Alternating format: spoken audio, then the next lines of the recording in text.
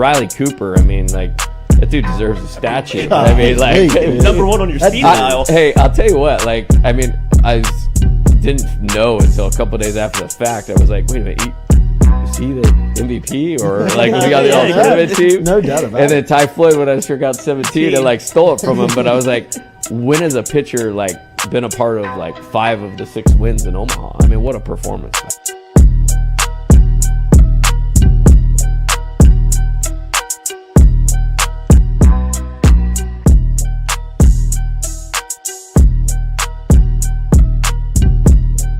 Coach, it's great to meet you. Thanks, sir. Thank you for the time. Yes, sir.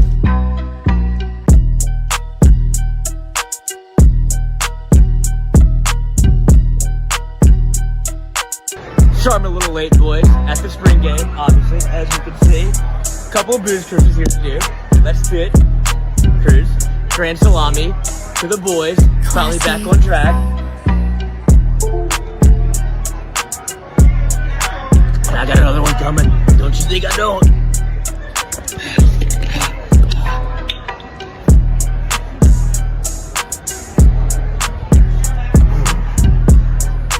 And that's how we roll in Tiger Stadium.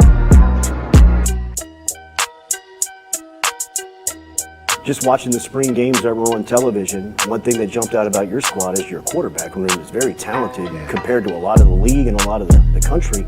I wonder, is it easier to recruit that position when you have talent or when you don't have talent?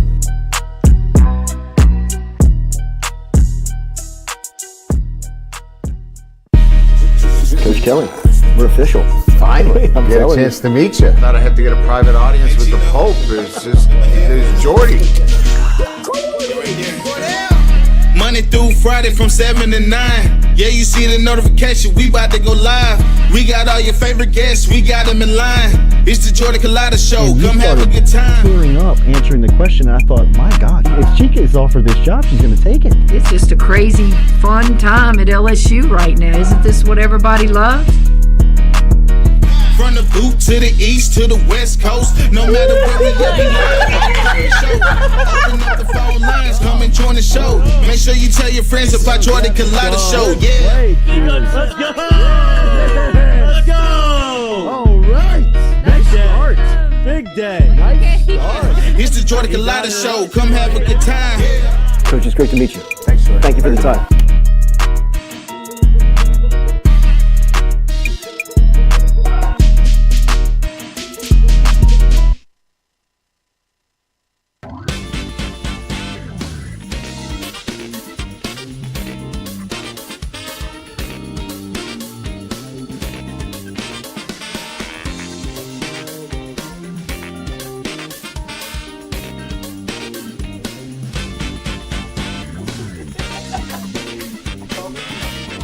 Welcome back. Welcome in to a Jordy Culotta Show here on this Tuesday morning.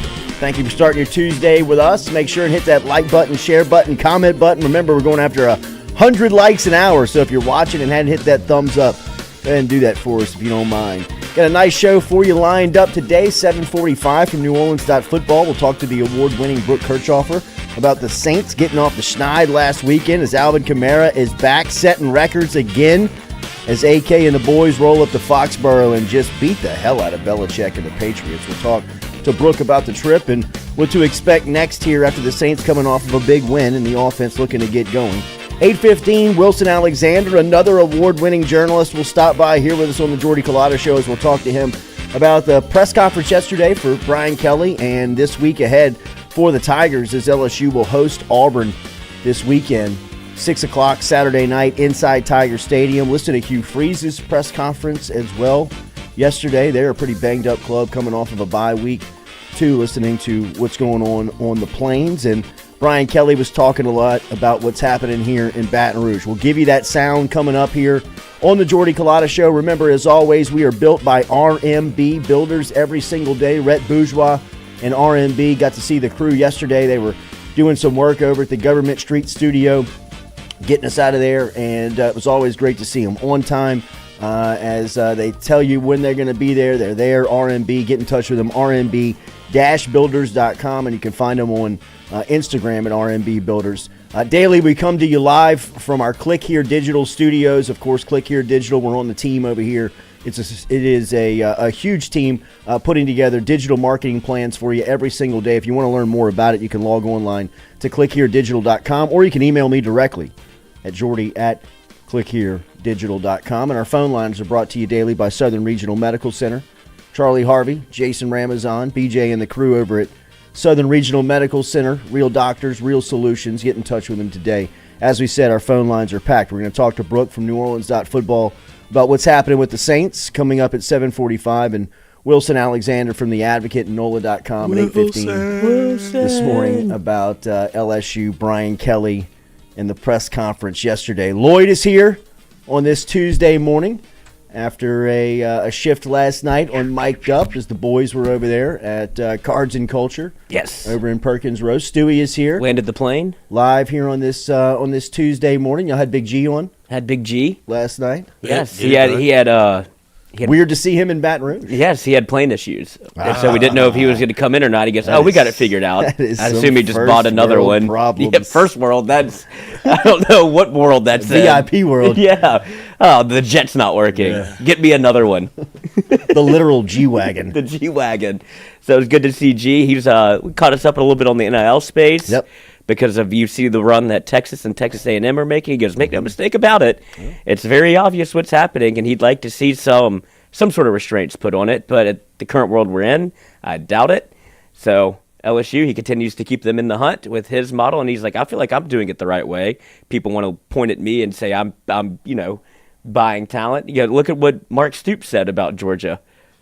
Did you see that? Mark Stoops was upset. He was on his own radio show, and he's in the chair like this.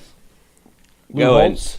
Huh? Coach Lou Holtz? No, he's just so defeated after losing to Georgia. He's like, look, I mean, if y'all want to compete with teams like that, Georgia's got 85 of them that they're paying for. I mean, it's legal now, so y'all want to call in and complain? Y'all call in and pay. He's just... Well, I mean, he's probably got a hell of an argument because all of the NIL money in Lexington's gobbled up by the basketball team. Yeah, you can tell he's defeated. Right. I could coach him up now. Yeah.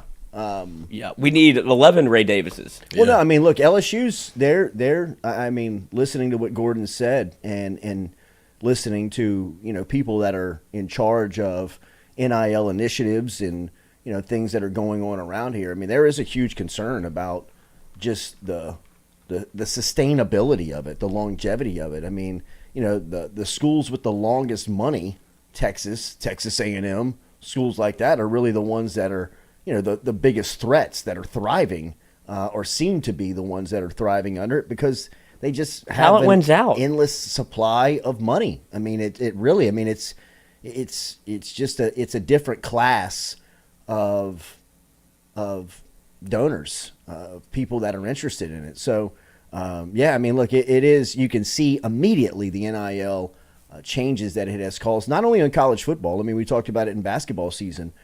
Who was it? Florida Atlantic, who was in the Final Four. Miami. San Diego State was in the Final Four. San Diego State was in the Final Four. I mean, you're seeing, a resurgence from even schools like Southern California in football and even Miami, for as much as they're kind of, the laughing stock of college football right now, which Mario Cristobal should be ashamed of himself. Stu Gods. I mean, be ashamed of yourself. I mean, he really should putting the blame on the offensive coordinator, Shannon Dawson, who is actually a Louisiana native, a Clinton native. I mean, that is all of that goes through the head coach's headset, right? And at the end of the day, the head coach is doing the post-game press conference. Even if Shannon Dawson called the play, you have the autonomy to intercept that on the headset and say, absolutely not. We're kneeling this ball and we're winning the game and we're getting the hell out of here.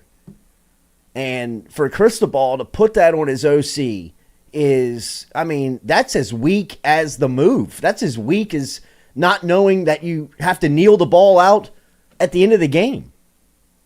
That is, I thought that was trash. That was trash. What you call chicken shit. I mean, that is the definition of it.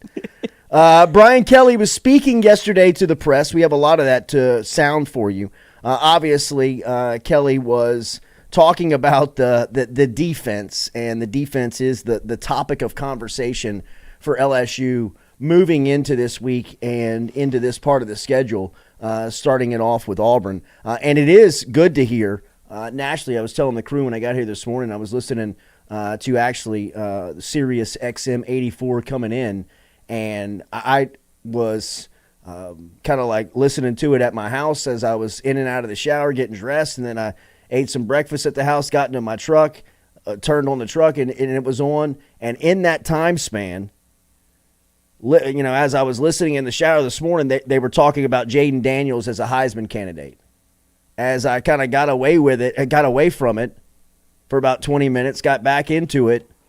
As I turned on the car, they were still talking about Jayden Daniels and the LSU offense. I'm sure they broke away from it in between that time period. But point being is that the traction of Daniels being a national contender of one of the top quarterbacks in college football is finally starting to take fold. You're starting to hear it routinely. People are talking about it regularly. People have recognized how dominant he is playing the position, and he's starting to get his due respect nationally. And I think now he is in the Heisman discussion. Like, he will be once these odds start to come out and you start to see the first college football playoff ranking come out in a couple of weeks, and people start to talk about what the postseason is going to look like and how it's going to shape up. If Daniels keeps up this play, he will not be left behind.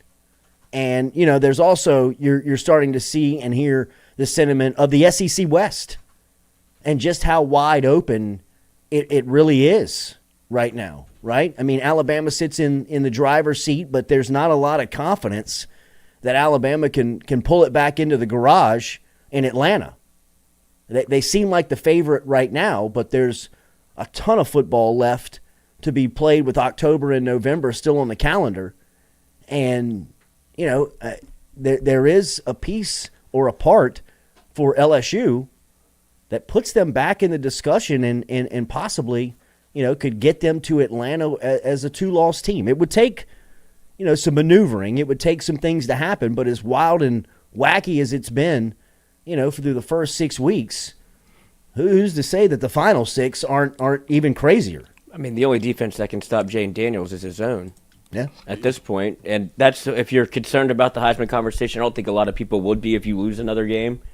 If you root for LSU, if you have a 3-loss team and you want to continue to kowtow for your quarterback being the Heisman, I think people would just kind of lose interest, because at some point it does matter, especially in your own backyard, where the conversation will be more about your LSU football team than it will be about sure, you wasted your quarterback. That would be the narrative, right? Yeah. But if you're LSU and you're concerned their first prerogative is to win football games, I think you start to see the game plan shift a little bit, like you saw against Missouri last week, where you work on the run game because you have to keep your defense off the field. It can't be, for as much shit as 2019's defense took, Dave Aranda was going through a transition as well. He wasn't used to an offense that got on the field that quickly. Mm-hmm. And our defense had to quick change all the time because you're scoring in 3 plays. But they were talented. You had Christian Fulton. I mean, you can go down the list. Derek Stingley was as good of a freshman cornerback that's ever played at LSU. Grant Delpit coming like a Thorpe Award winner.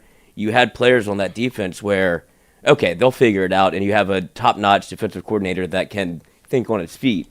And the Delpit injury, I feel like, was the biggest impetus that slowed down that 2019 defense, because they didn't really have anybody to replace it. But when he got healthy and you saw that defense take it to another level, LSU doesn't have any of those players this year. Yeah. And so you're trying to play keep away a little bit. And if Jayden Daniels stays in the national Heisman talk, he's going to have to do a lot of it with his feet and have to capitalize on big plays like you saw to Brian Thomas Jr. Whatever that opportunity is available, you have to be perfect. Third time this year, LSU quarterback Jayden Daniels named SEC Offensive Player of the Week. That for his performance on Saturday. Daniels became the first player in LSU history to account for 4 touchdowns in 5 straight games. He threw for 3 on Saturday while he rushed for 1. He was 15 of 21 through the air for 274 and 3 scores, and he was specifically in that passing chart, he was 10 of 12 in the second half, which shows you just how good he was. And then he set a career best for 130 yards on the ground, accumulated nearly 400 yards of total offense. As Daniels right now, we've been saying, and the country starting to take shape, that he's playing the position just about as good as anybody in the country, if not the best in the country right now. Emory Jones was also named the SEC Offensive Lineman, or the Lineman of the Week, for his performance on Saturday. So shout out to the big fella Emory Jones for scooping up the award. First-time winner for the sophomore out of Baton Rouge. So LSU's offense obviously clicking on all cylinders heading into the Auburn game this week. Brian Kelly yesterday opened up his press conference speaking a little bit about the defensive challenges. Stewie, this is number 2 of Kelly talking about what's happening right now on that side of the ball with Matt House's group. Well, I mean, I think you start with, 3 of the 4 games on the road against top 25 opponents, so outstanding teams on the road.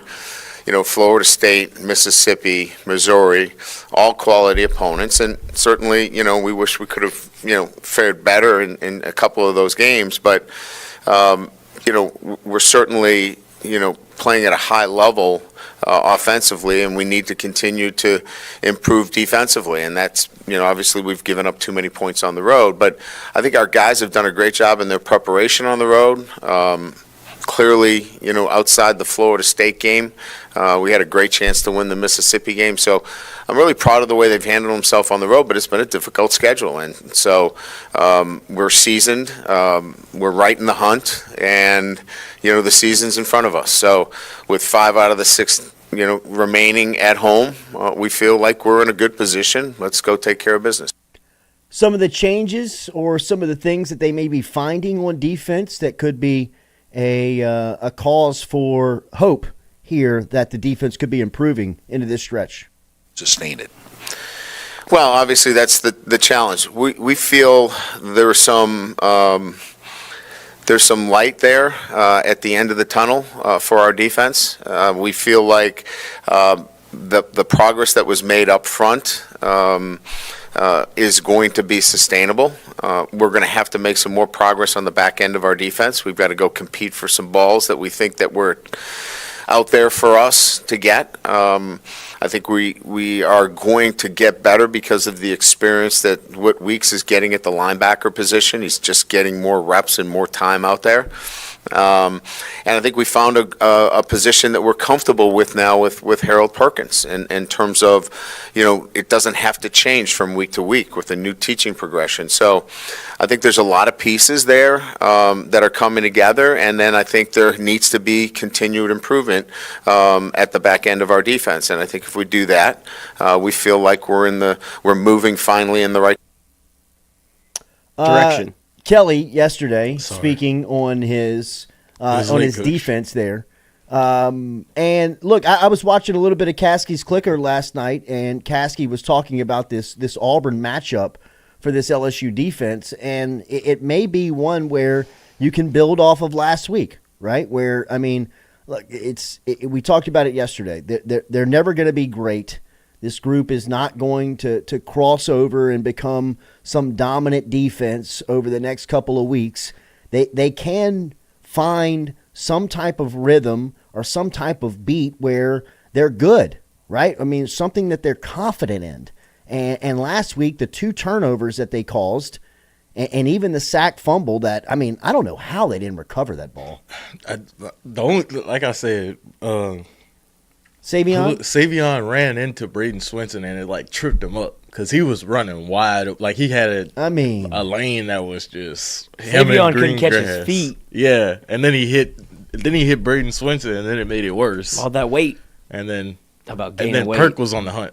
Yeah, Perk was the farthest one away from the football. Right. And he still almost got that thing. I gotta find that thing. Speaking of Perkins, this is Kelly 16.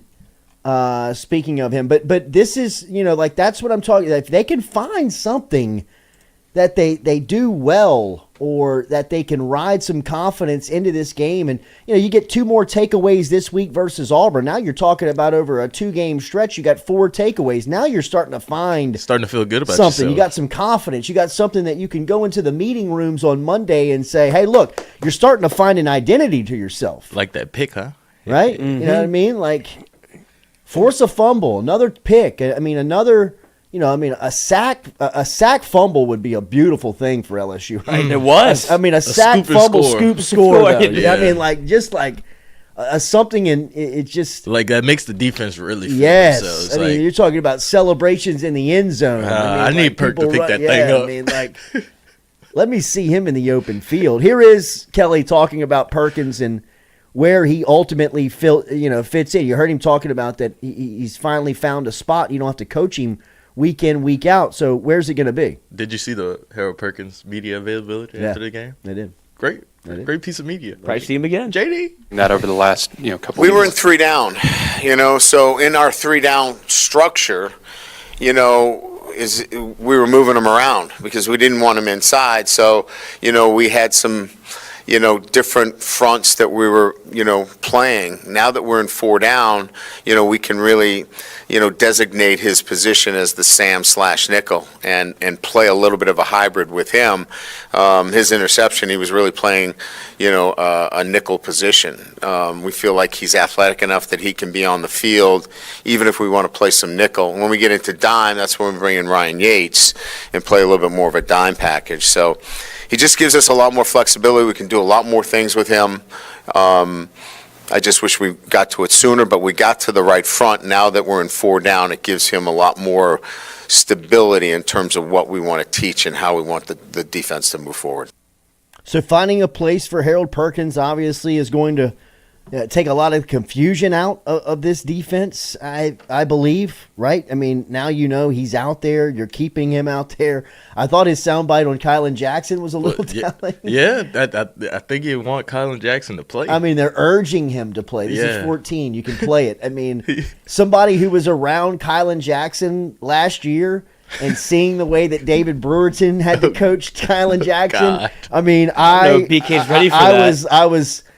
I cannot say that I wasn't laughing when I heard him answer this question. I know that, people close to Kylan Jackson would tell him, like, man, come on, get it. But you gotta understand, with this type of personality, this is the type of player that you're gonna get. And here he is talking about the freshman safety out of Zachary.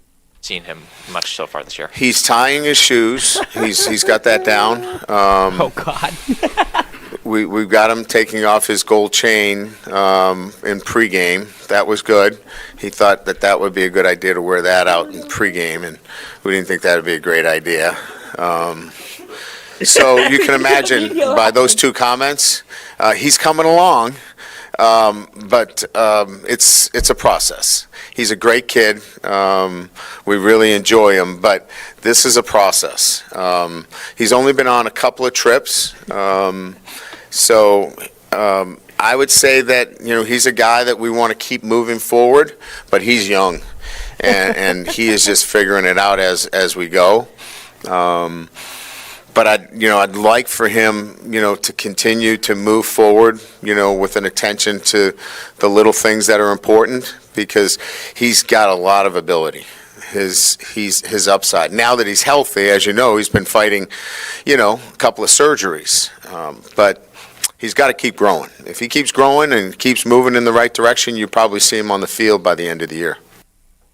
See, that's one of those sound bites that I think, you're gonna have 2 camps. You're gonna have one side who believes that, I think overarchingly we all agree that it is a process, right? Like that there is a process.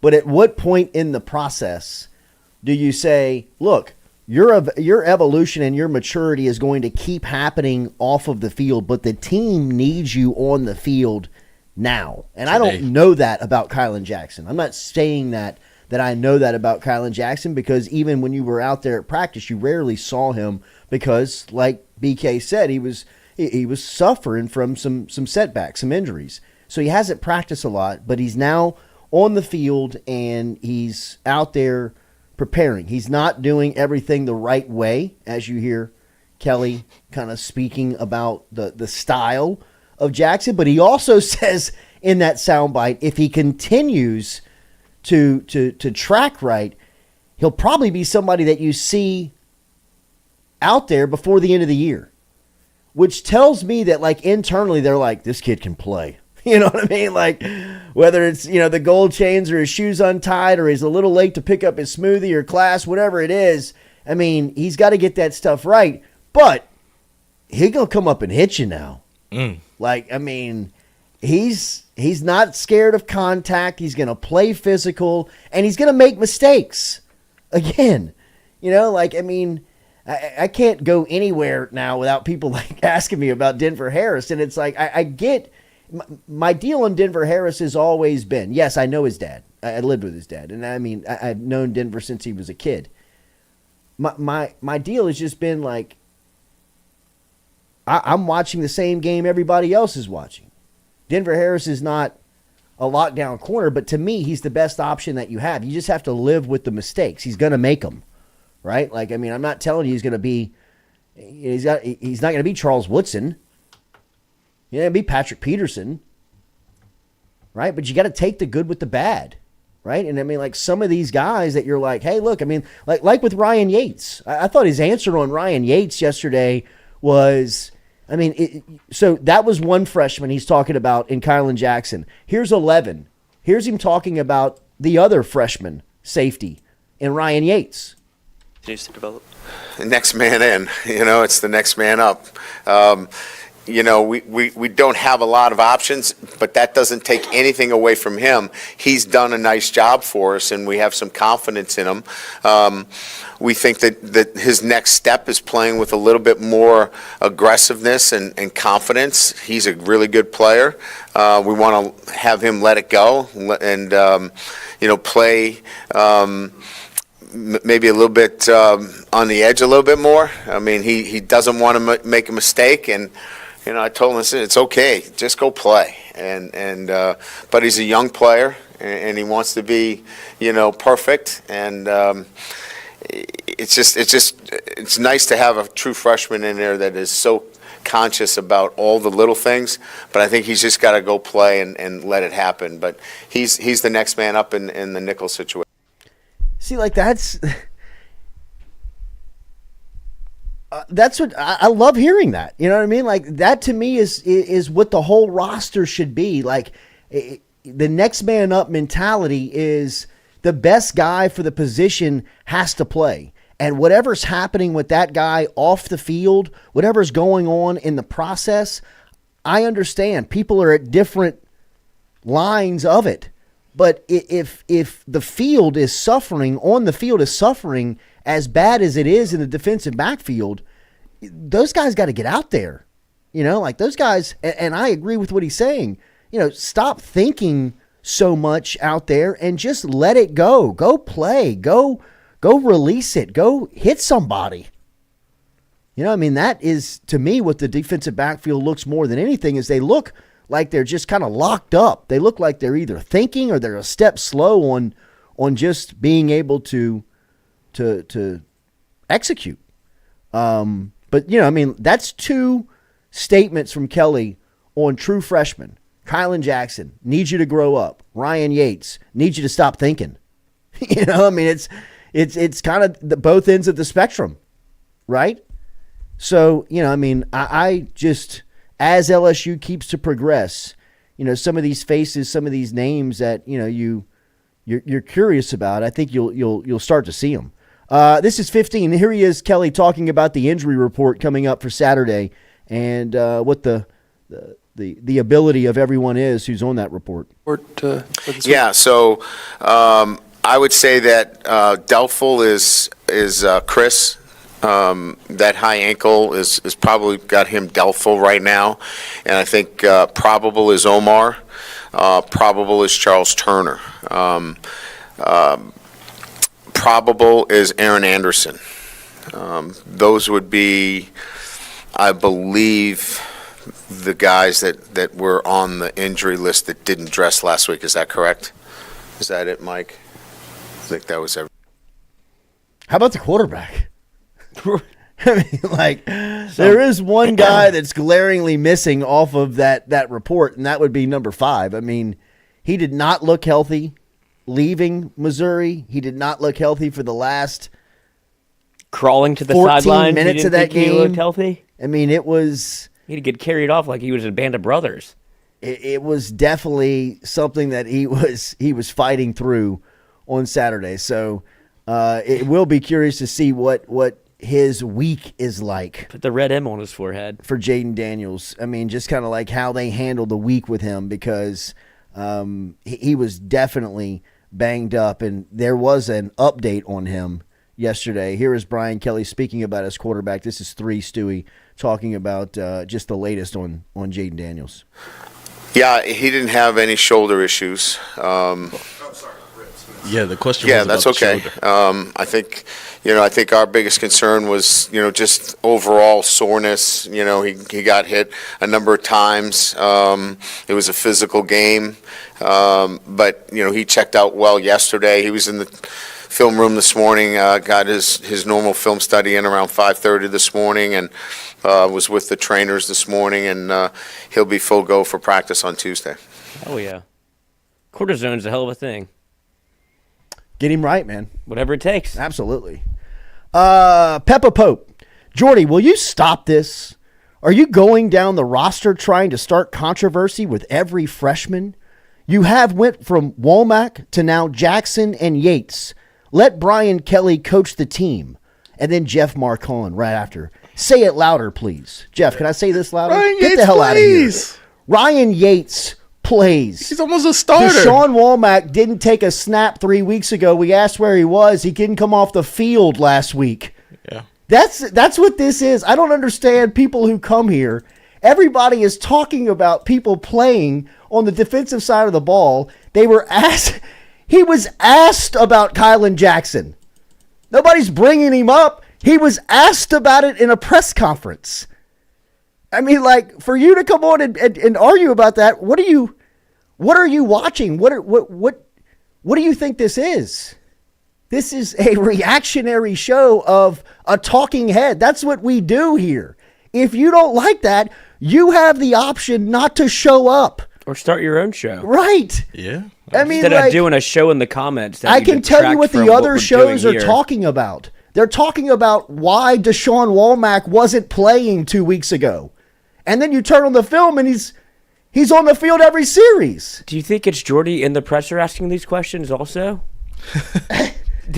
It's other people amazing. in the media that are doing this as well. So if you want to come here and have these points or take over and hijack the show, you're more than welcome to do it on a different channel. And which Ryan you can Yates start. is playing. I mean, and Sam Montgomery is hurt. What are we talking about? I mean, miserable people, man. Unbelievable. You show up, you know what we're talking about, and you complain about it. Like, I mean, Jeff, get out of here. Leave, man. Quit showing up and complaining and dragging the whole thing down. Nobody wants to hear about it. Brian Kelly's the Pope. He's infallible. Right. Ryan Yates is not bad. He's a freshman. He just, like Brian Kelly said, he's not playing. Like he's thinking too much. He doesn't want to make a mistake. You got Kylan Jackson not thinking at all. Yeah, Kylan Jackson. Why can't I wear my chain? That's what I would have asked him. Like, coach, come on, coach. Like, it's a chain. Like they ain't about to snatch it. You need more chains. If they snatch this thing, it's gonna get ugly out here. That's the attitude. That's a personality. Right. I mean, that's the stuff you kind of want to. Like, yeah, look. Don't take that away from them. Right. Because if somebody tries to go after that chain, it's gonna get. Well, that's Louisiana, baby. That's your superpower. That's the people you want. That's who you're trying to recruit. Right. Kylan Jackson's a 4-star from Zachary that you have to get. And if you're going to nitpick about this thing, he probably doesn't tie his shoes. You know, didn't tie his shoes. Played quarterback at Michigan. Like, it was on game day. Exactly. Denard Robinson. Stud. Was he good? Did you care?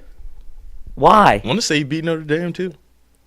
Like you have issue with all of these things. The militaristic approach to this program is not going to work for very long.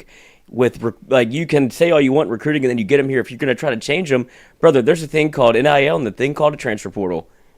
Just because you get them here doesn't mean they're staying. You have to be able to give a little bit to get a little bit.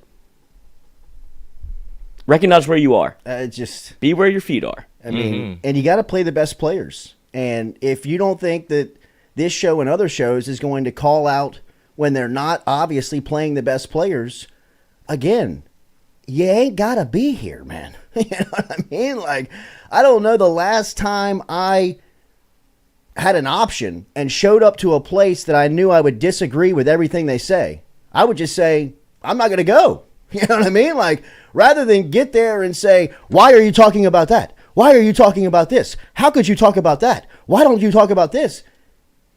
Go talk about it somewhere else. You know what I mean? Like, you understand the personality and what the show is. You know what you're coming into. It's mesmerizing to me how people can be so miserable to show up to a place every day just to complain for 2 hours. You know what I mean? Like, we are complaining. I'm complaining why Deshaun Womack isn't playing. If you don't like that, don't show up. But I do know this. When we were complaining about him not playing last week, I turned on the game on Saturday, and he was on for the majority of the series. What happened? I mean, they obviously saw the same thing we saw. 16's got to play. And he looks good coming off that edge, too. Kylan Jackson is a safety that will come up and knock your head off. Is he going to be out of position a lot? Probably. But does LSU need a physical threat on the back end right now? Yeah. So when he's asked about Kylan Jackson in a press conference, we're going to play the soundbite on the show, and we're going to give our reaction to it. We're going to give our opinion to it. If that rubs you the wrong way, if that's not okay with you, man, there's got to be other options out there. You know what I mean? Really? I mean, it's... Well, when you see the defense struggling the way that it is, of course you're going to point to people that you know, or at least you recruited for a reason, and that haven't seen the field. Spectrum, Jordy, we can make counterpoints in the chat. I invite your counterpoints. But make I one. want you to counterpoint me. I want to go back. I love the counterpoints. But to sit there and bitch about what we're talking about all the time is just, it's soaked in negativity for everybody. Counterpoint me. Bring a counterpoint rather than just saying, why do you always talk about this? Well, then give me a counterpoint. Do you want to see Ovi play over Braden Swinson? Do you think Spade should be playing over Weeks? Do you deny that Deshaun Womack should be on the field? Do you not think they need a physical presence on the back end at a safety spot? Just a little insight on what Kylan Jackson can do. That's our points. I'm not berating the coaching staff. I'm just asking why you don't play them. And Kylan Jackson brings a certain panache to the position that you either have it or you don't. Just a little insight on what Kylan Jackson could do. Remember, Daily, we're brought to you by Hughes Mechanical. I mean, like, you think they could use that? This is like a 2-minute video of him just laying the wood. Oh, you think he got an alley? Yeah. You know, I mean, like, is he the savior of LSU's defense? Absolutely not. Does LSU need a guy like that on their defense right now? Absolutely they do. Caught me a so little when he's asked about it, react to it. Hughes Mechanical. Remember, Hughes Mechanical can solve all of your HVAC issues right now, whether residential or commercial. Online at hughesmechanical.net, 225-658-2147. They are a trusted Daikin dealer over at Hughes Mechanical that you can find online at hughesmechanical.net. They're based in Zachary. Speaking of Zachary, Zachary's finest, Kylan Jackson. Hughes Mechanical over there is located in Zachary, and they serve all of South Louisiana. So whether you're in New Orleans, Baton Rouge, Lafayette, any of the surrounding areas in that part of the state, Hughes Mechanical can help you out. 225-658-2147. A trusted Daikin dealer over at Hughes Mechanical. Call Travis Hughes and tell him you heard it right here on the Culotta Show. HughesMechanical.net. HughesMechanical.net. We're going to switch the conversation and get over to some Saints coverage as New Orleans.football. Brooke Kirchhofer is going to be here talking about the latest win for the Saints. Saints with a big one last weekend as the Patriots, man. Oh, God. They're calling for... Bill was at Chick-fil-A after... He was. Was he really? No, he couldn't be at Chick-fil-A. It's Sunday. Oh, McDonald's. It was at McDonald's. Somebody called him slipping right after the game. And a loose tie and his shirt untucked. I need a double cheeseburger. Yeah, I'm going back to my roots. And a large fry. Big Mac. He's probably meeting Ernie Adams there. That's who he needs back in his life. That was their secret. It is bad in New England. It is horrible, and they hate Mac Jones. Like, Bill doesn't even talk to him. Belichick hates Mac That's Jones. what I'm saying. He doesn't even talk to him. He just throw an interception. I mean, he was on his own radio show, and they were asking about his job security, and he was like, "I mean, we're looking forward to getting better each and every week." And it's just like even Bill, like that's the show. He shows a little personality, and he's hurting right now. I mean, What's in the past is in the past. Texans are in town this week. The Texans are hosting the Saints. That spells Texans hell. are good. Texans aren't bad. That's what I'm saying. You got the best rookie quarterback in the league. Mm-hmm. One of the best quarterbacks in the league. Definitely. C.J. Stroud is cutting the league up. But you can't play young players. Yeah, young guys, too young. So we will talk to Brooke coming up here in a couple of minutes and see what is the latest with the Saints as the Saints are traveling to Houston this week. And New Orleans football is starting to do a little LSU coverage as well. Brooke's doing some coverage with LSU. Saw that. So we'll talk to her a little bit about her thoughts on the Tigers as LSU. And Trying to take all the awards. Stay away from my right. And see her at a press conference. Right. All right, we'll be back. More of the show right after this. Culotta Show, as always, brought to you by Click Here Digital. Or bring some of the defense with you.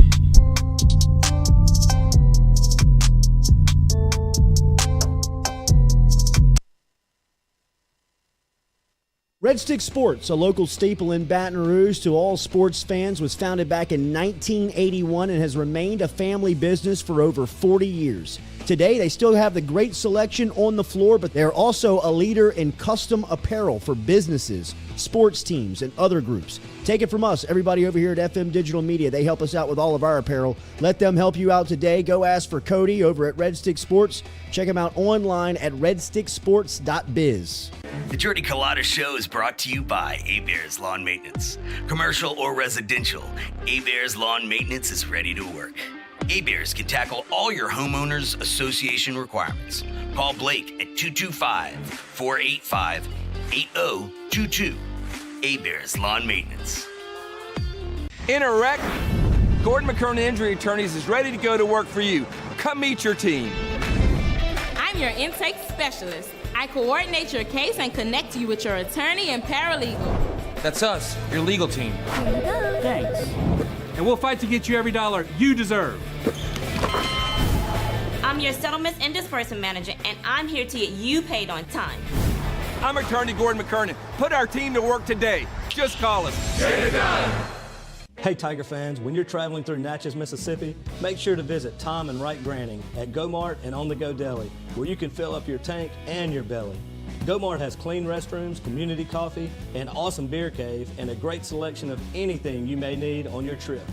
Located at 4 Sergeant Prentice Drive as you're entering Natchez on the left. Also stop by Wardo's Po' Boys at 309 North Broadway on the beautiful Natchez Bluff, where the Po' Boys are so good you'll swear you're in Cajun country. At Ochsner, we know healing is a team sport. That's why we've partnered with world-renowned orthopedic surgeon Dr. James Andrews to create the Ochsner Andrews Orthopedics and Sports Medicine Institute. Whether you're a professional athlete or a weekend warrior, our team of specialists are dedicated to getting you back in the game. So whatever your reasons are for reaching your personal best, we've only got one. You. Ochsner Andrews Institute. Long live you.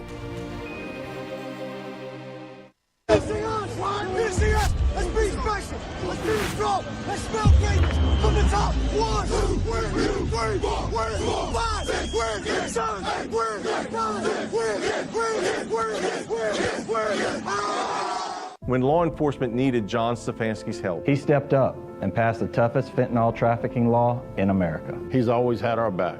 As Attorney General, I trust him. I trust him. I trust John Stefanski to stand with law enforcement and Louisiana families to fight back against violent crime. I'm with John Stefanski. I'm with John Stefanski. I'm with John. I'm with John Stefanski. I'm with John Stefanski for Attorney General. I'm with John Stefanski for Attorney General.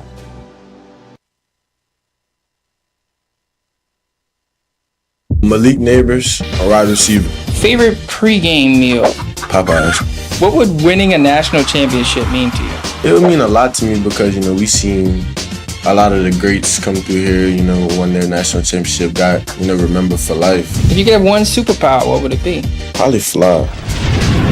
That or telekinesis. What's the best piece of advice that you've ever received? Do it wrong, do it long, do it right, do it light.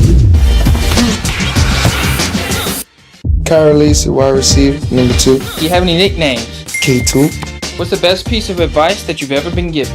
Stay humble. If you could have one superpower, what would it be? Fly. I be flying in my dreams. What's been the highlight of your partnership with us? The bike giveaway was one of the best things. I was pretty excited about that one. Texas A&M, I just got a point to prove because last year I dropped 2 balls I should have caught. I'm coming for them for real. That's it. Thank you, man. My name is Harold Perkins, and I play linebacker. What's your favorite pre-game meal or snack? Pasta with a little steak, something that's not too heavy. Any superstitions or pre-game rituals? I pray a lot. Just be me and God before the game. Perky worky. I like when they call me the percolator. I like that. If anyone gets in a wreck, who should they call? Gordon. Thanks.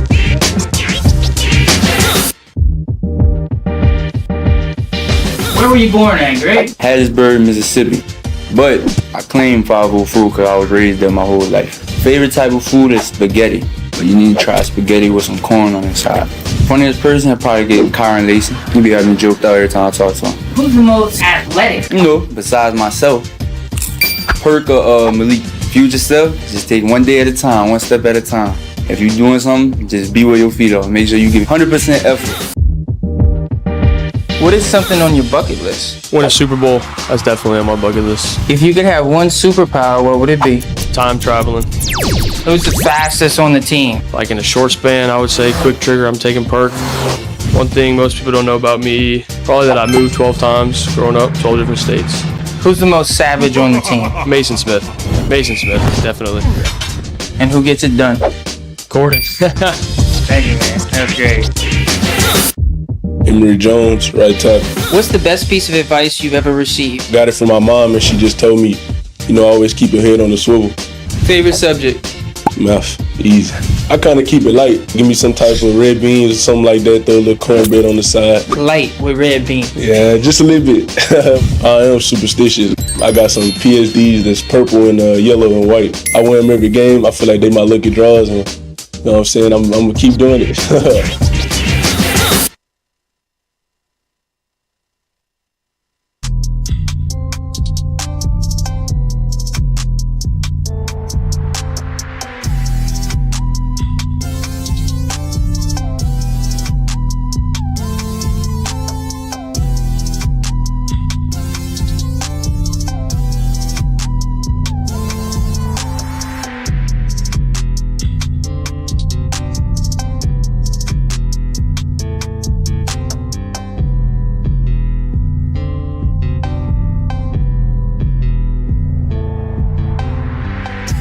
Water boy.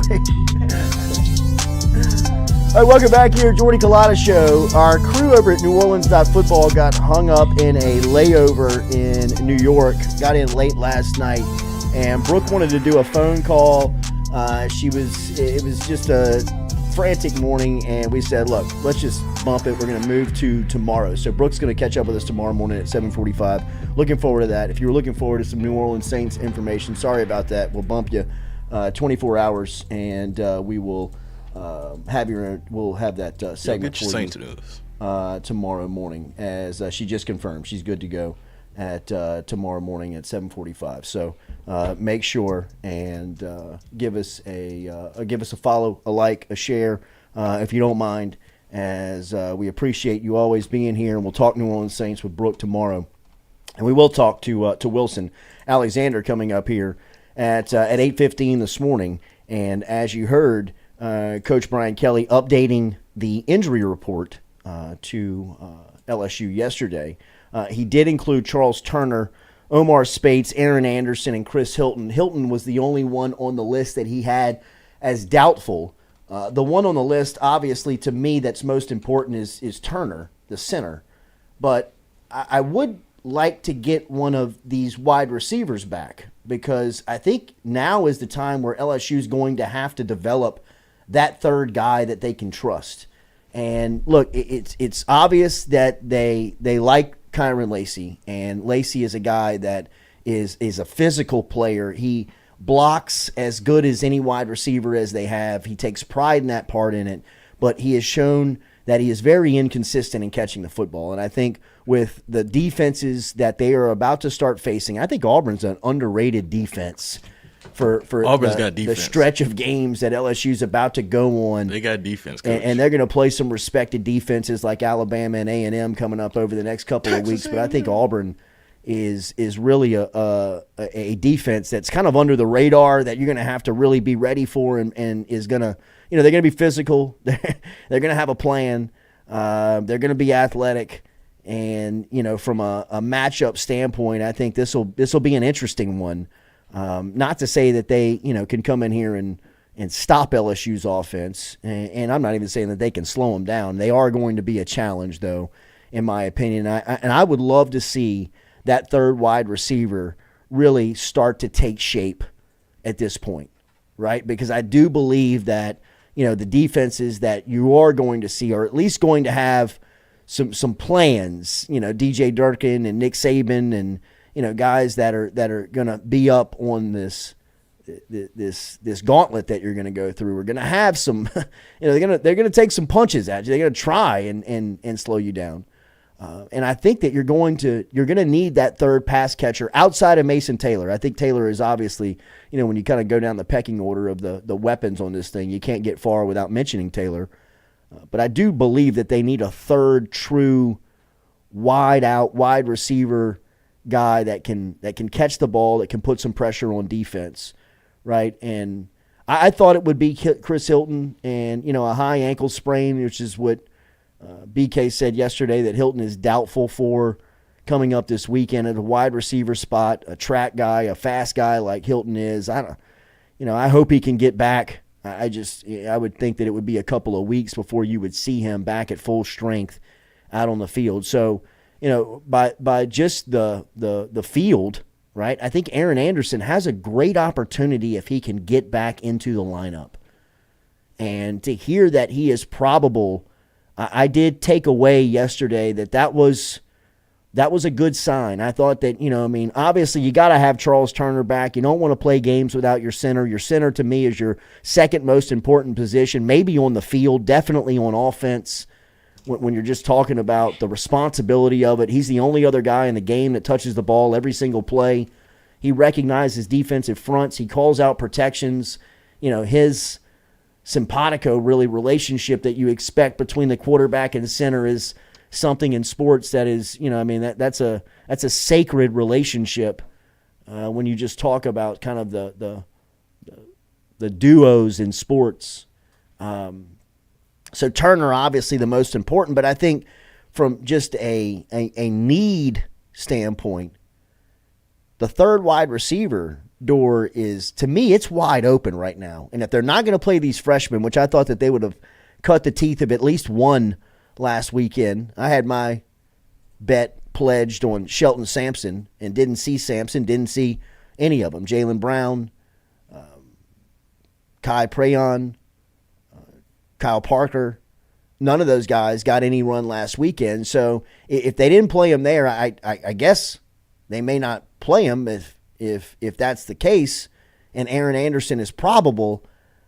I hope to see his workload start to pick up if he can get into the lineup, because I think that a third wide receiver on this team has an opportunity to get some numbers. Now, you can't keep up with Malik Nabers and Brian Thomas, but you can take some pressure off of those guys when they start rolling coverage and you start making plays. And I think Aaron Anderson is a big playmaker that has yet to really catch on, and hopefully with him being back in the lineup and the need for a third wide receiver, at least a consistent pass catcher to step up, hopefully Aaron Anderson could be that one. Because I think they need him. I think they need, for as good as this offense is, and they're electric, they're dynamic, they've got options, they've got weapons. Talk about electricity. I still believe that they need a third wide receiver. I do too. I mean, I think but just because at some point you can only rely on Malik and Brian Thomas for so long. Right? Like you'd like to have a third option. I think it's become what you've seen with LSU football so far is they know who they're big believers in who they can trust. And while Kyron Lacey might not have the best hands with the team, or he's had some unfortunate drops, and I know that he talked about the drop last year that he had where it bothered him to the point where he wanted to work harder at it, and that's not what he wants to be remembered for, and it might be in his head a little bit if he's thinking about it that much. But what he does well is, and I think you saw it on the Mason Taylor touchdown, like he understands the offense.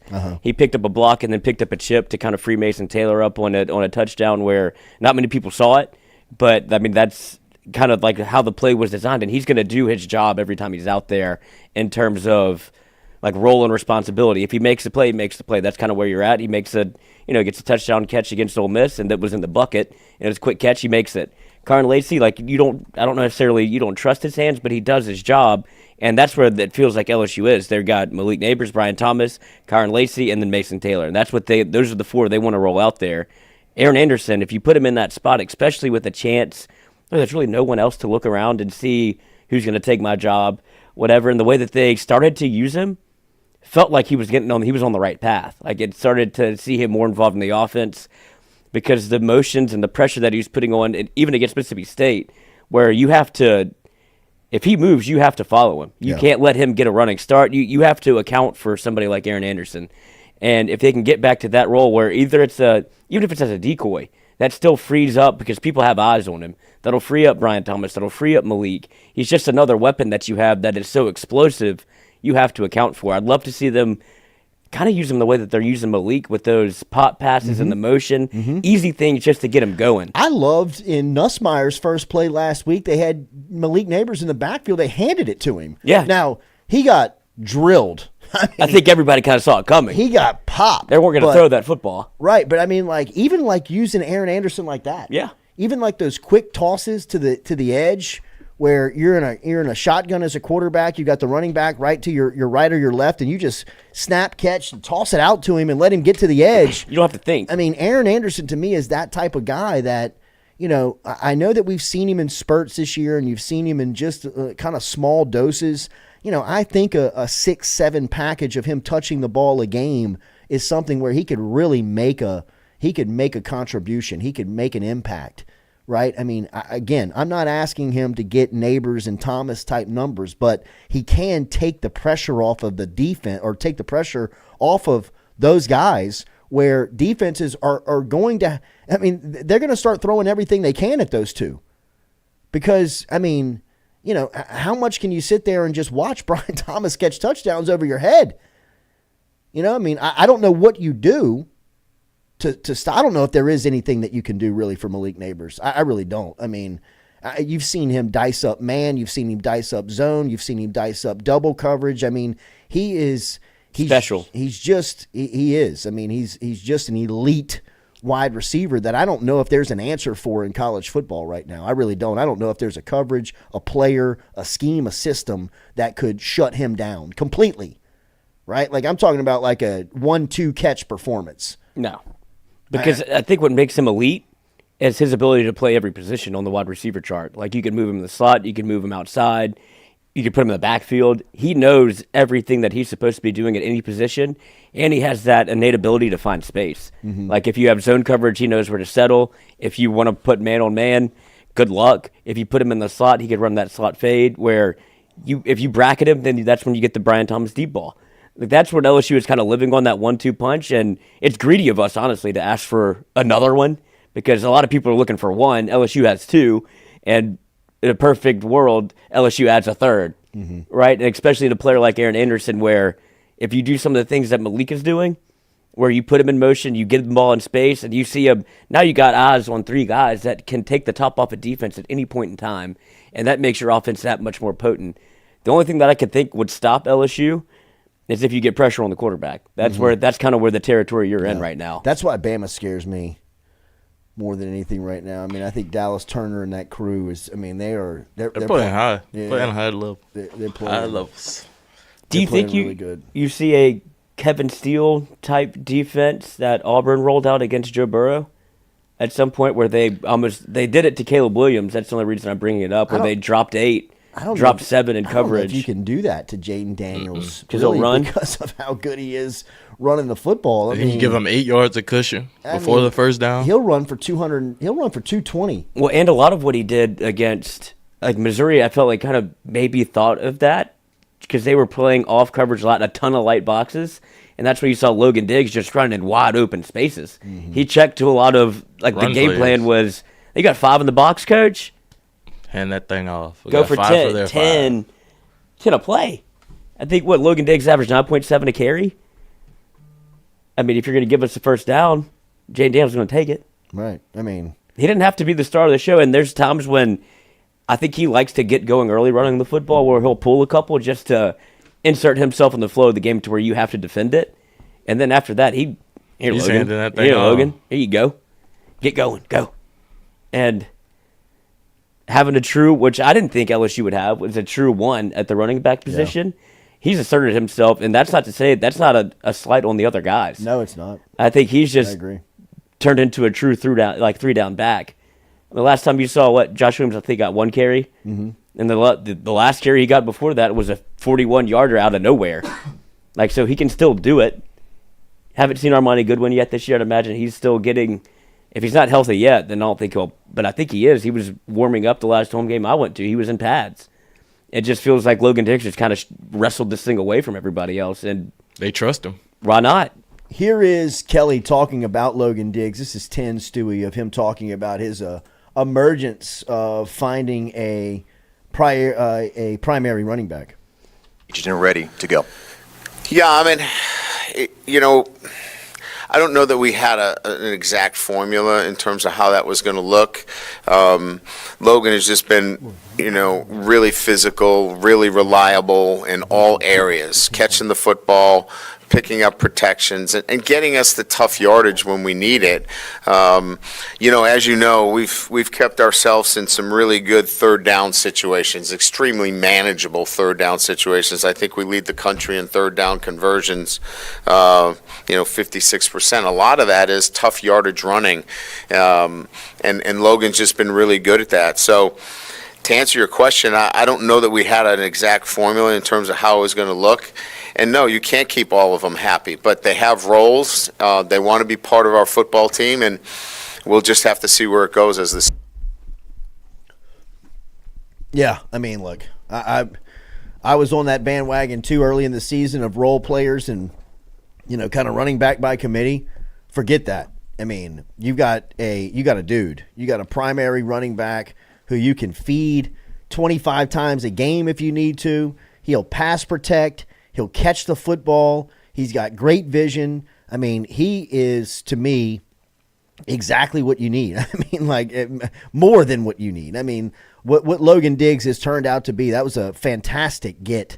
I mean, really, your most valuable get out of the transfer portal is Logan Diggs, right? I mean, it's a heck of a pickup and a guy that takes so much more pressure off of this offense. I mean, really, it gives you this commodity of, think about the stress that Malik, Nabers, and Brian Thomas put on defensive coordinators.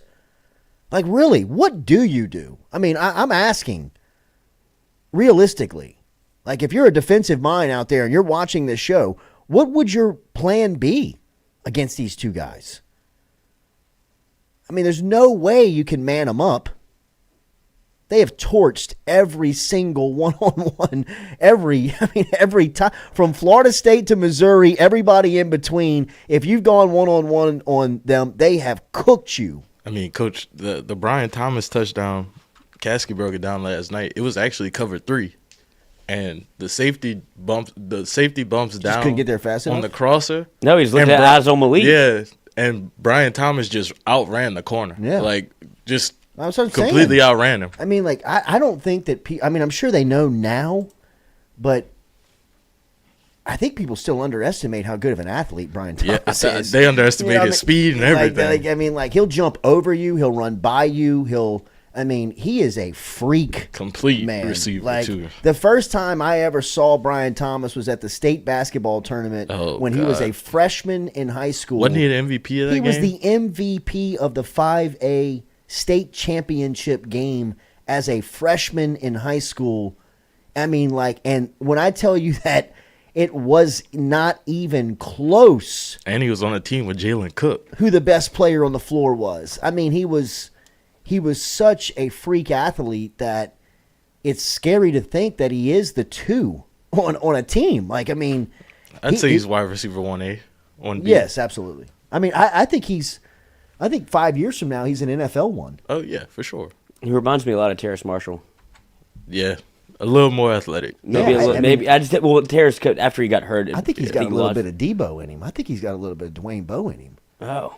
I mean, I he's can not see that too. physical, but like, he's never been asked to be though. if you're one-on, if you play Dwayne Bowe one-on-one, Jamarcus just threw it up every single time, and I mean, it was 6.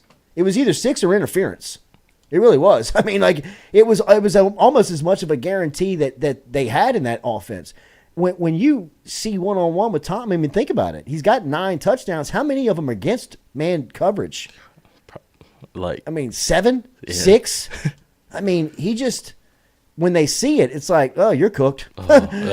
You're done. I mean, it's almost like the Randy Moss. Mhm. Like, just put the hand up. I don't know, man. I just think that. Well, that's what it feels like that's the sauce that LSU's cooking with right now. Is you have a legit deep threat in Brian Thomas, and you have Malik Nabers anywhere you want him. Yeah. Like that throw that JD made to Malik over the middle when you had to have it, like third down. That was a rope. Oh, rope. I mean, and it that just was a feels like rope. Malik knows on third down, like, Yes. I'm aware that this is my time. Especially if they're playing zone. I mean, like, Malik Nabers is a zone. He's Killer. Steph Curry. Yeah. I mean, like, try and go ahead and zone up Steph Curry and see what happens. Like, he's going to cook you. I mean, Malik Nabers finds the hole, and he catches in the hole, and then he's gone. That's the other thing, is that as soon as he catches it, it's all eyes on the end zone. Yeah, because he's breaking the first tackle, and it could be 6 every time he touches it. I think your comp to not this AB, but old AB. Yeah. Is a great comp for Malik because that's what it feels like. I'd give him the Stephon Diggs. Mhm. Diggs, like he just plays like. I think Diggs is kind of a modern day Brown. Yeah, he like finds that space in the zone, and when it's man to man, he gets separation. And he's after just so the catches, physical yes. after the catch. Yes. He's got those thick legs. That you could see why they put him at punt returner. Yeah. He's electric with the ball in I his wish hands. they put him back there. No, I think just let him focus on what he's doing. Catch the ball. I mean, give it why to was JD. he the best last year and he's not the best this year? Look, I don't know, Coach. I mean, Coach, like, I can't that's have not it. a skill that you lose. Yeah. Yes, it is. No, I mean, I think that's riding a bike. Yeah, it is. It is. I think that's riding It a is. bike. I He's mean, I memory think hold we'd be a Florida little State. rusty. Yeah. Be a little rusty, but you give me a couple of reps at it, and I'll find my rhythm. Listen, outfielder catching a pop fly. You don't forget how to catch a pop fly. I'm telling you, those lights get bright, Coach. They obviously did, but I mean, they ain't gonna stay bright on 8. Yeah. and I'd like to see him do it somewhere that's not in a dome. Right. That's what I'm Yeah. saying. Like, But I mean, we said this. You said this yesterday that you're back to fair catch and punt. So Hey, just I like am Greg because- Clayton. I am I was because trying to our put offense is Malik great, Nabers but back none of you there. none of you putting the best wide receiver in the country back there. I think he's just too important to the offense. But I get it. Like you want to see that man with the ball in his hands at any point in time. Same thing with Aaron Anderson. But Aaron Anderson obviously played his way out of that position, whether it be health or whether it be just kind of putting it on the ground. But then you see who's 0 for Texas A&M? Mm-hmm. Walter Nolan. Yeah, running back. Oh, A-Chain. No, it's No, not no, A-Chain. no, Walter Nolan. No, Sanders. They're 5-star.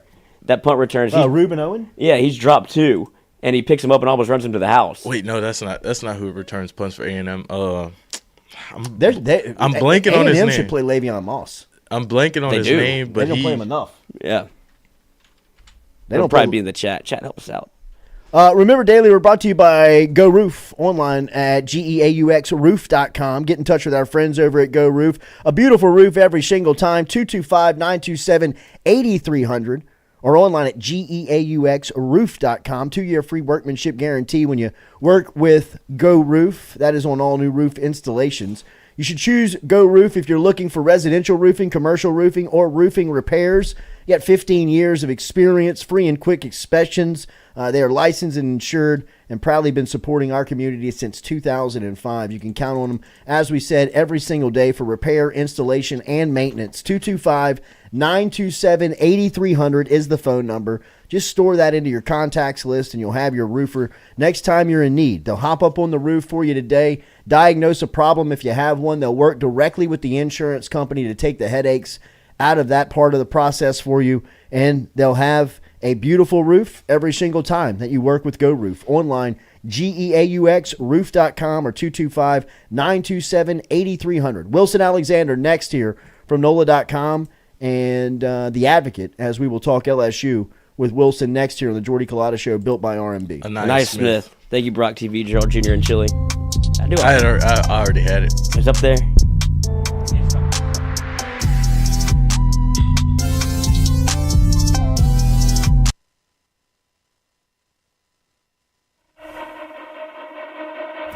If you're in the market for a mortgage lender, you need to start with Doug Bickley and his team. Bickley has built a crew with over 50 years of combined lending experience. They've been in business for over 20 years, and they love helping their clients achieve the American dream of home ownership. They're also key with working in real estate agents and helping their clients getting same-day pre-approval. They average about one buyer a day getting them in a home. If you want to get in touch with Doug and his crew, it's easy. Call them 225-214-5154. 225-214-5154. Go see the Bickley team today. They're located on the corner of Coursey Boulevard and Sherwood Forest right here in Baton Rouge.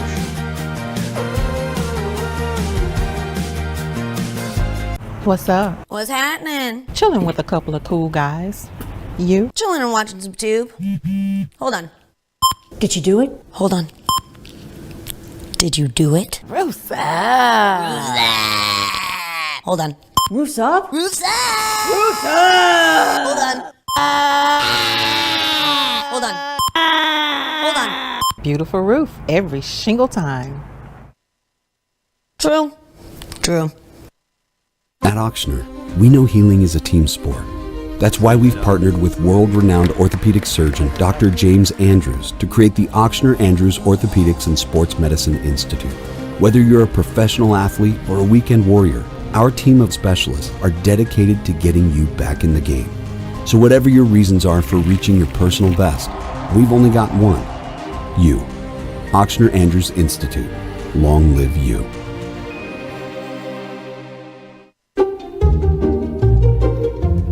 You can't put the cart before the horse. That'd be like, will you marry me? Do I know you?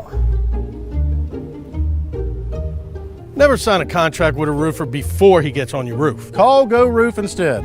We offer a free, no-obligation inspection. A beautiful roof every shingle time. Bobby, goes in the front. Roof, Go Roof. Offensive player of the game from LSU, Joe Burrow. Football is life. Football is Joe Burrow. Click Here Digital, the home of the Jordy Culotta Show. Online at clickheredigital.com. If you're looking to set Google ads, set social media campaigns, learn about SEO, display video, or even creative, Click Here Digital has the answer for you. Online at clickheredigital.com or email me directly, Jordy at clickheredigital.com.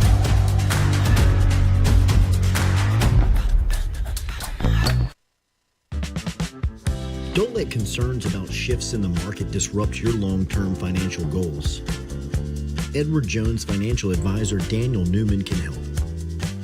He'll work with you on an investment strategy for long-term results. Edward Jones can give you the tools and knowledge for a steady approach to hitting your financial targets.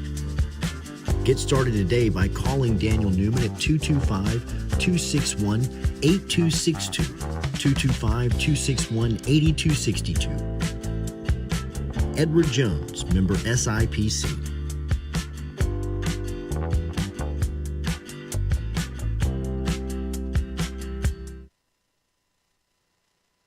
Belmont Stakes Race Training.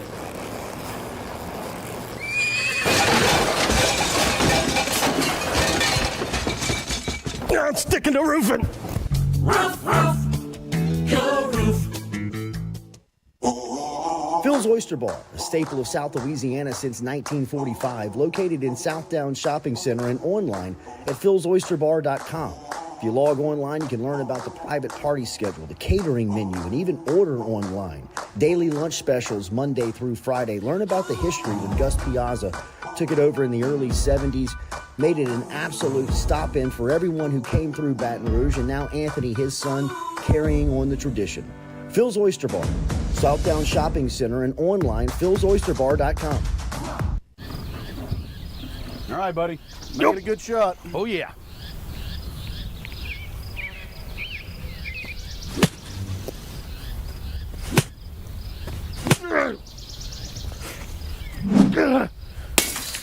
Sticking the roof in.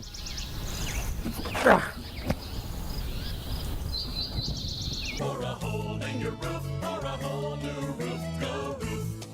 Roof, roof, go roof.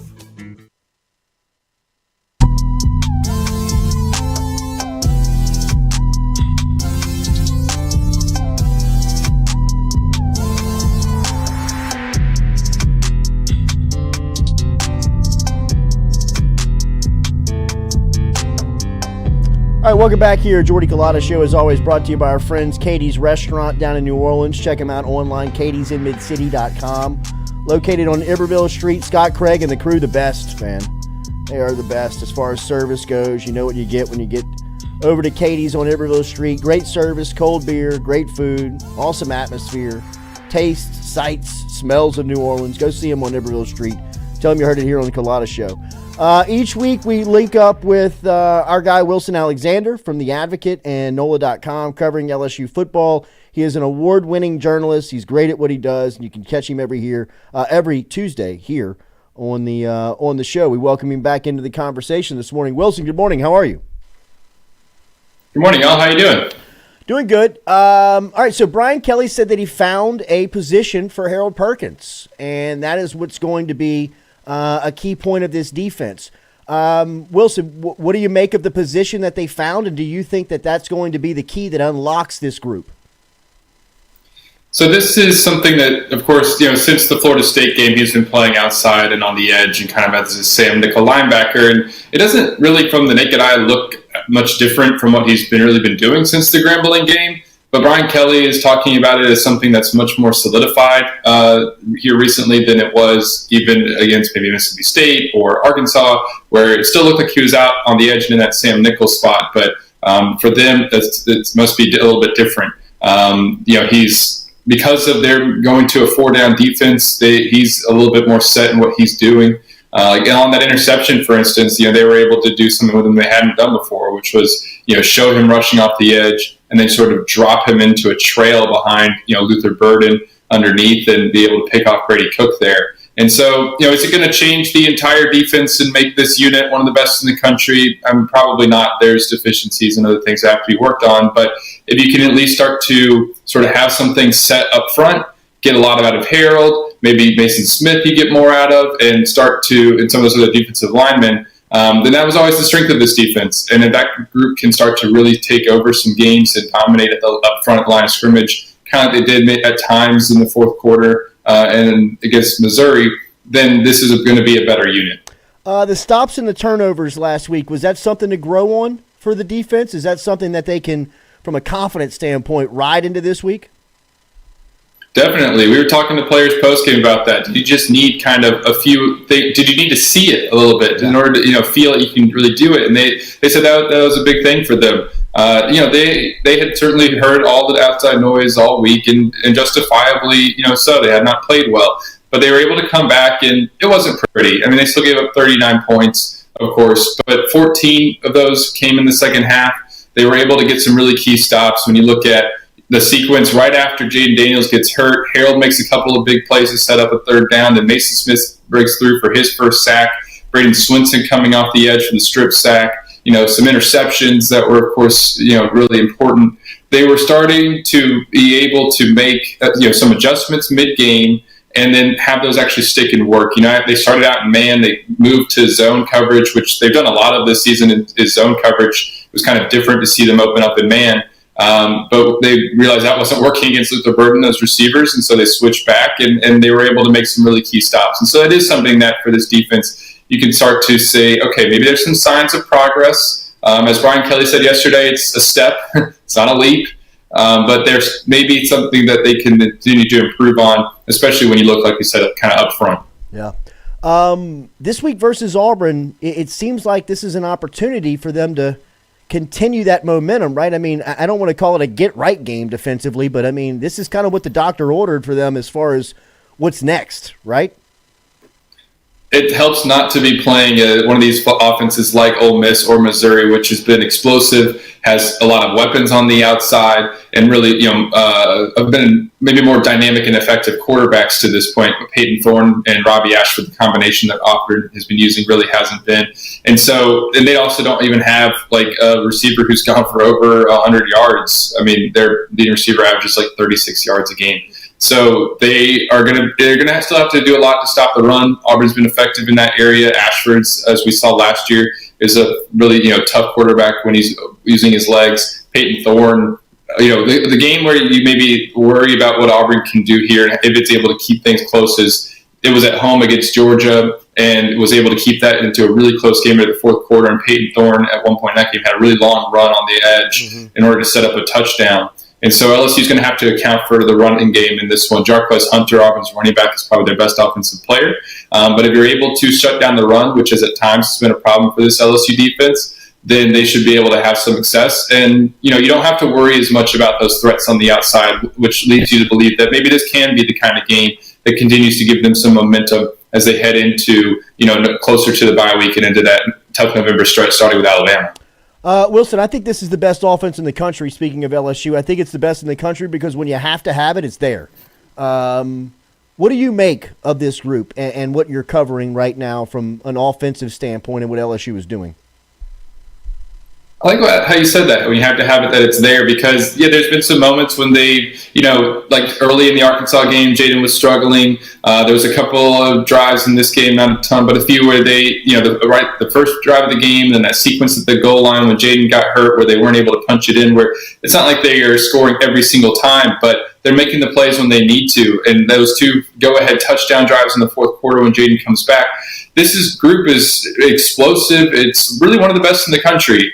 You put it up there with USC and Washington and maybe one or two others. I mean, LSU is right there and can really score with anybody right now. Jaden has been fantastic.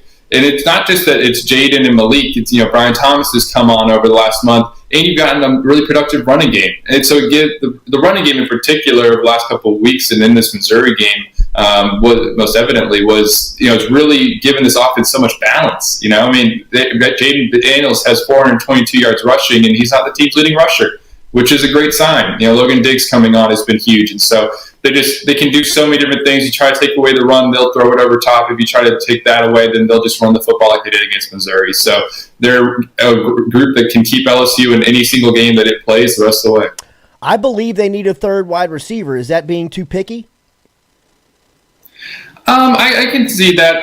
They do need someone to just have that option.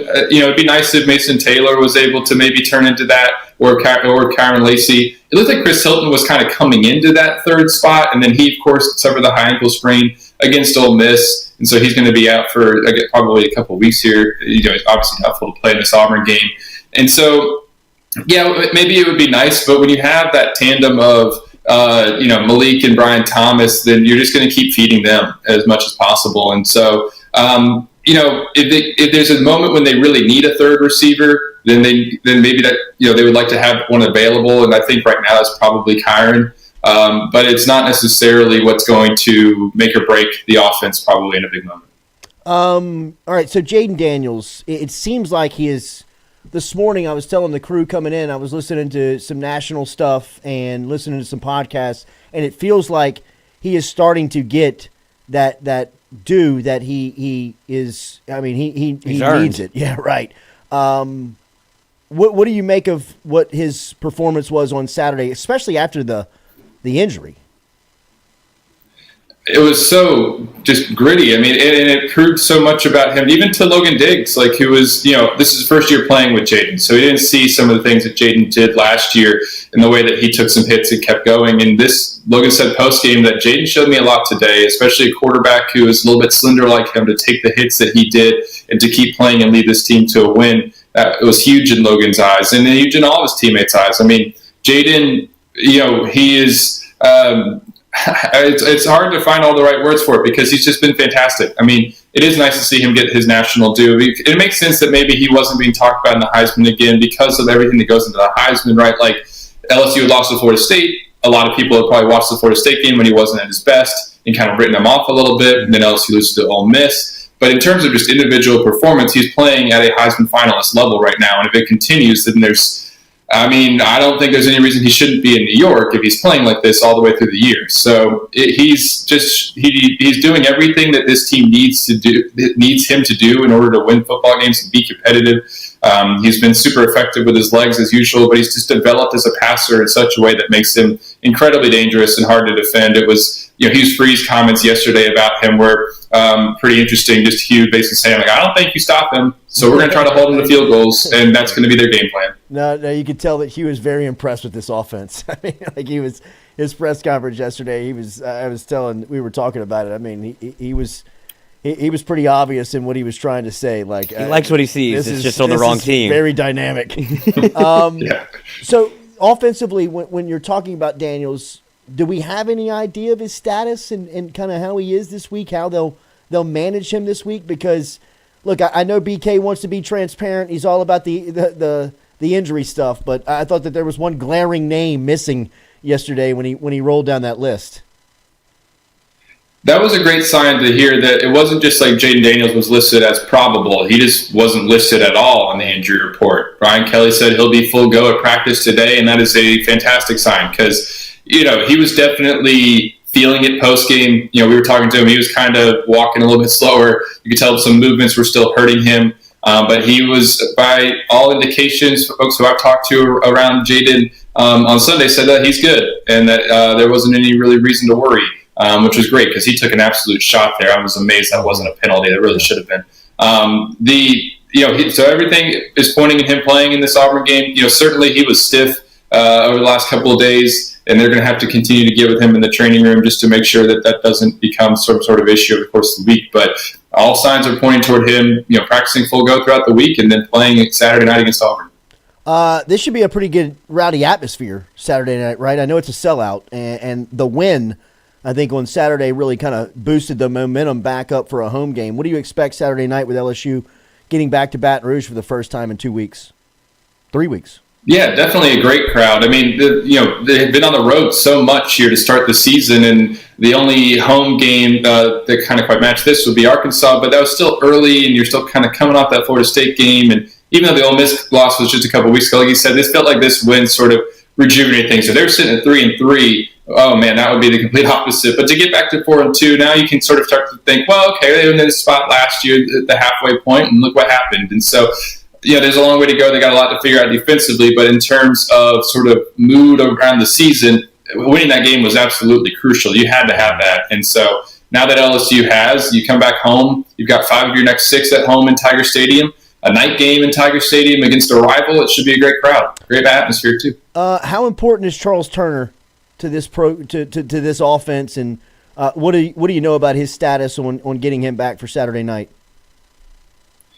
He's incredibly important. As Charles, of course, is undersized for a center, but that he's really kind of proven that not that it doesn't matter at all, but he's sort of able to play over that throughout the last year. I mean, he's been their center and really never any question that. I mean, obviously Marlon Martinez got a shot in the spring, but really all preseason and all of this year, it was never anybody else but Charles Turner's job. Marlon really didn't push for that in the preseason, and maybe you can see a little bit why against Missouri at times. Brian Kelly, of course, said that Marlon Martinez had been playing better than that, and if Charles can't go, it still feels like the way he answered some of those questions that might start with Marlon Martinez instead of freshman DJ Chester, but we would have to see. It all depends on Charles' health, and he hyperextended his knee in that game, and Brian Kelly listed him as probable. So right now it would seem like they are thinking he's going to be able to play Saturday against Auburn. We've also seen over the last few weeks at times Brian Kelly lists a player as probable on Monday and expresses some optimism, and then they get downgraded later in the week. So we'll just have to kind of see. What I was told was that it's going to ultimately kind of be up to the team doctors whether or not he's able to get out there, and that they're going to have to monitor his progress over the week. Yeah, this new transparent injury report thing is still cloaked in coach speak. I mean, I get the sentiment, but I mean, now in week 6, it kind of reeks of what has been. It doesn't help that he's in the middle of the press conference asking, "Is that all of them? That's right. Is that everybody?" Yeah. No, the quarterback coach. Yeah, 5. I was watching. I was telling the crew I was watching an NFL Life last night. I couldn't sleep, and an NFL Life to me is a great watch. And I was watching Jayden James, which, if you have not seen, is a fantastic watch, and he is a great human being. But they were talking about the big three in Indy, and it was obviously Marvin Harrison, Peyton Manning, and Jayden James. And then when Reggie Wayne came aboard, you really had these two wide receiver threats that the field was wide open for, and they were talking about like what made that offense click. And they all went to Jayden James. They said, you had to have a running back that defenses respected so that you couldn't really kind of like throw this coverage at Manning, Harrison, and Wayne that they would just rip you apart. It kind of feels like that with what LSU has with Diggs, right? You brought up Logan Diggs a little bit ago in the interview, and man, to me, Wilson, what a pleasant surprise this guy has turned out to be from a player standpoint. I don't follow Notre Dame football enough to know what LSU was getting, but I mean, being a Louisiana kid, I guess I expected him to be a player. I didn't expect him to be this good. What do you make of what he brings this offense? When you watched his Notre Dame tape last year, you saw someone who was physical, who could catch the ball a little bit out of the backfield, have some shiftiness to him. But when he got down here to LSU, he had that hamstring injury in the summer, and so you never really knew what LSU was going to have in him. He wasn't a full go at any point that the media was out there, and then really obviously was limited through the rest of the preseason, and even when we weren't, because he didn't play against Florida State. They were still waiting for him to get his burst back. And everything that Brian Kelly was talking about, and maybe some of this was coach speak too, was talking about rotation, running back by committee. We'll ride the hot hand, but it's going to be a lot of guys getting in there. And Logan Diggs has completely thrown that out the window. I mean, no one else is getting more than like 2 or 3 touches a game right now. And that since Mississippi State, I think, or maybe it was even Grambling in week 2, has somebody had more than 7 touches in a game outside of Logan at the running back position. I mean, he's physical, he's shifty, he is getting really tough yards after contact. He's picking up some long runs like that 34-yarder against Missouri. It is, like you said, it's given this offense so much balance because, it's not just Jaden and Malik trying to carry the whole show, because if it was, then it wouldn't be working. That's not how thick football goes. You got to have those other options if you're going to be an offense quite like this. And that has happened with Brian Thomas on the other side of Malik. Making defenses try to account for both is a really difficult task. But they would probably be able to, the really good defenses would be able to find a way. If it was just that going on LSU's offense, they'd probably be able to find a way to take it out. With Logan, there's so much more that has to be accounted for, and he's been excellent to this point. He's not even playing in the Florida State game. He's one of the top, the SEC, one of the top rushers in the SEC right now, and he didn't even play the first game. So he's been incredibly effective. Back-to-back 100-yard games at this point, 6 yards a carry. It's opened up things so much for LSU offensively because they're able to run the football. It's just a great compliment to everything that they're doing. Wilson, today is a special day over at Walk-Ons. Shout out to Brandon Blandry and the crew over at Walk-Ons, as the locations will be supporting Greg Brooks' Victory Fund on Tuesday with a give back event. We have just retweeted the post on our social media accounts, or we'll have it all over our social media accounts so you can learn about it. LSU mentioned that they have raised over $100,000 for the Victory Fund and Greg Brooks, and yesterday Coach Kelly alluded that Greg is going to have a second surgery. You cover the team. You speak to these guys. Do you get an idea of the spirit of how he is motivating this group, even though he's not around? Every single time that we talk to players post-game since Greg has been out, Jaden every single time has a Greg Brooks t-shirt on, and even at post-game Saturday, Logan had one on. I mean, and there is a constant presence in terms of what thinking about him, and it's not just like having the t-shirt on though as a way to support. Before he was transferred to St. Jude's Children's Research Hospital in Memphis here late last week, there was players going in to see him. He's really close with Greg Penn. Greg Penn was going in to see him. Mekhi Wingo had gone in to see him, from what I understand. I mean, and these guys, it's heavy on them right now to know that he is in the situation that he's in. He is an incredibly important part of this team. Even when he's not there, he's an important part of this team as a captain. as someone who was, always kind of going to be on their minds, especially when the diagnosis came out that he did have brain cancer. I hit them hard. That was not something that was, easy to hear. They knew the situation was tough, but now he's just going to have an even longer fight ahead of him as he tries to, get past all of this. And there's, still, it's just hard, I think. And it's amazing to see how the community has rallied. If you want to, to find some positives in the situation, that has been awesome and heartwarming, and hopefully it can just continue to happen. He needs everybody to kind of help him out however they can, in terms of whether that's just thinking about him and their family, or if you want to donate financially, doing so, whatever someone feels comfortable with, So it's just, it's been tough on this team for sure. And they're always thinking about him. That's not going to change all year. And I think they will be. Think about Greg Brooks last year in this game against Auburn. Sealed it with an interception, coming up with a helmet full of turf as his teammates swarmed him. Now is fighting a whole different fight that we have the links, and obviously this is a very, very heavy situation and story that is surrounding this LSU football team. Wilson Alexander covers the team, does it as good as anybody out there. You can follow him on social media at WHAlexander_, and you can catch him every Tuesday morning with us on the Culotta Show. Great insight as always, Wilson. We'll see you next week, man. Thanks, Jordy. Have a good one. All right, there he is, Wilson Alexander, checking in this morning from NOLA.com and The Advocate. Man, this Greg Brooks situation and story is just continuing to just get heavy and heavier on the heart as you pull for number 3, man. Like we said, today is a very special day at walk-ons locations in and around the area. If you want to get out and support, Brandon Landry is doing a great cause, has a great cause over at walk-ons that you can learn more about. We'll have the information on the Jordy Culotta Show for you to learn more. But yesterday, Coach Kelly alluded that Greg Brooks is going to have to go through another surgery as he is battling brain cancer. LSU also came out and said that $100,000 has been raised in just a short time, $100,000 plus in just a short time for Greg Brooks and the Victory Fund as he continues to battle his brain cancer. So we have the links, and if you have it, if you have not, or if you can again, please go out there and donate and continue to think about Greg as he is facing this fight with his family and with everybody around him.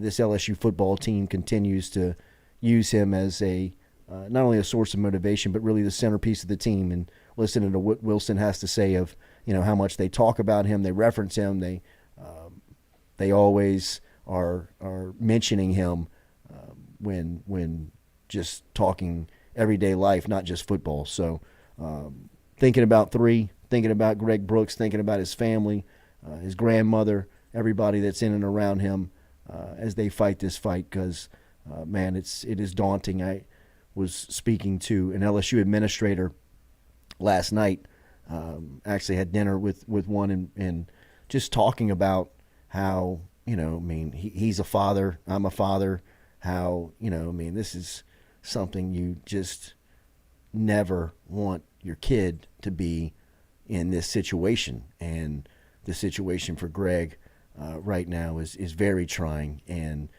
for a lot of strong, healthy, faithful, spiritual people that are around him, it's a very helpless feeling of not being able to help do anything to get him better, because he is a strong, smart, good person, dude.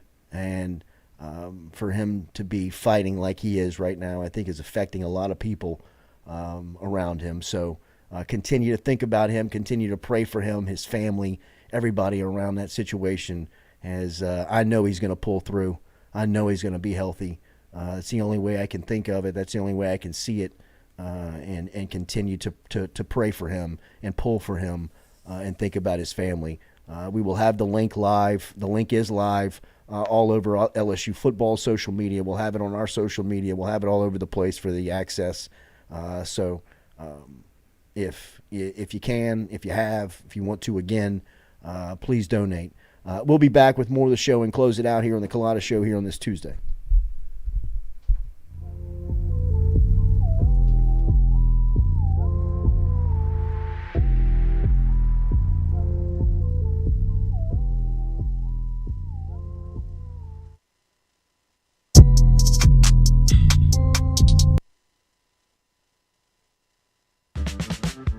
Don't let concerns about shifts in the market disrupt your long-term financial goals.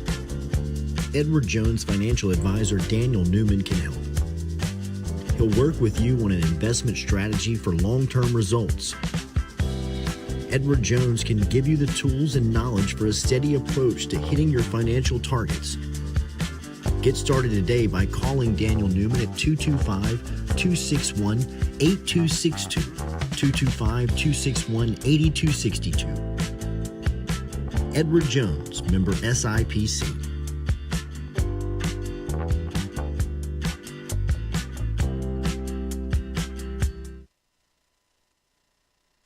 Belmont Stakes Race Training.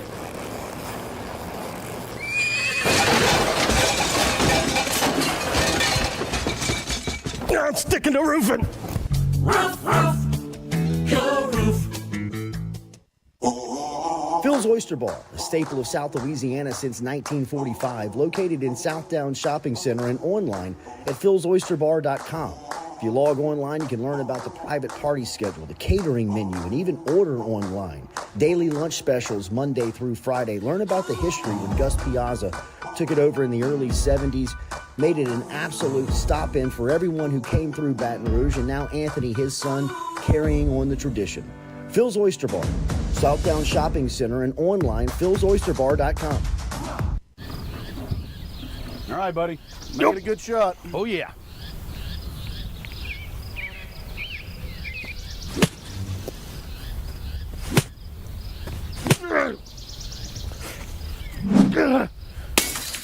Sticking the roofing.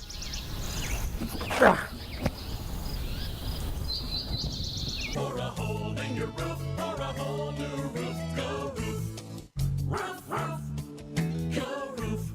As primary care sports physicians, the things we think about the most with our athletes from a medical standpoint usually involves the head, the climate, and the heart. We have to be very careful about participating in sports when it is safe, but also having the proper equipment to take care of them if we are worried about the athletes. So here in Louisiana, obviously heat can be a big problem. Things that I think about as a primary care sports medicine physician is that it's safe enough for our athletes to participate. And there are certain regulations that we follow here at Ochsner, but throughout the entire state, to make sure it is safe for our athletes to participate. When we think about concussion, we have to really recognize those symptoms from the forefront, and that becomes a cultural issue as well.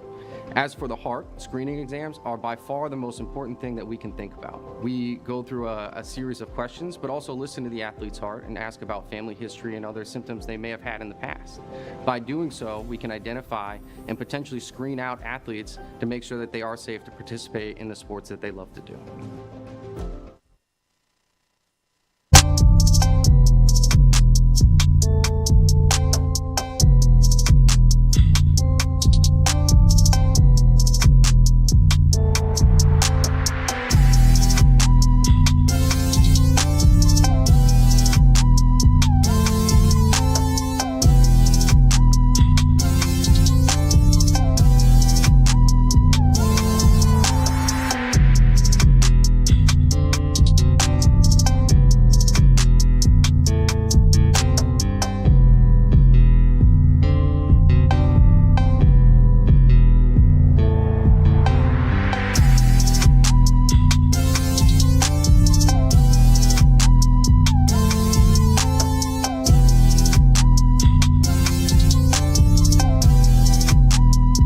Back, Jordy Culotta Show, closing it out here live on this Tuesday edition. If you don't mind, give us a like, share, follow, subscribe if you haven't subscribed.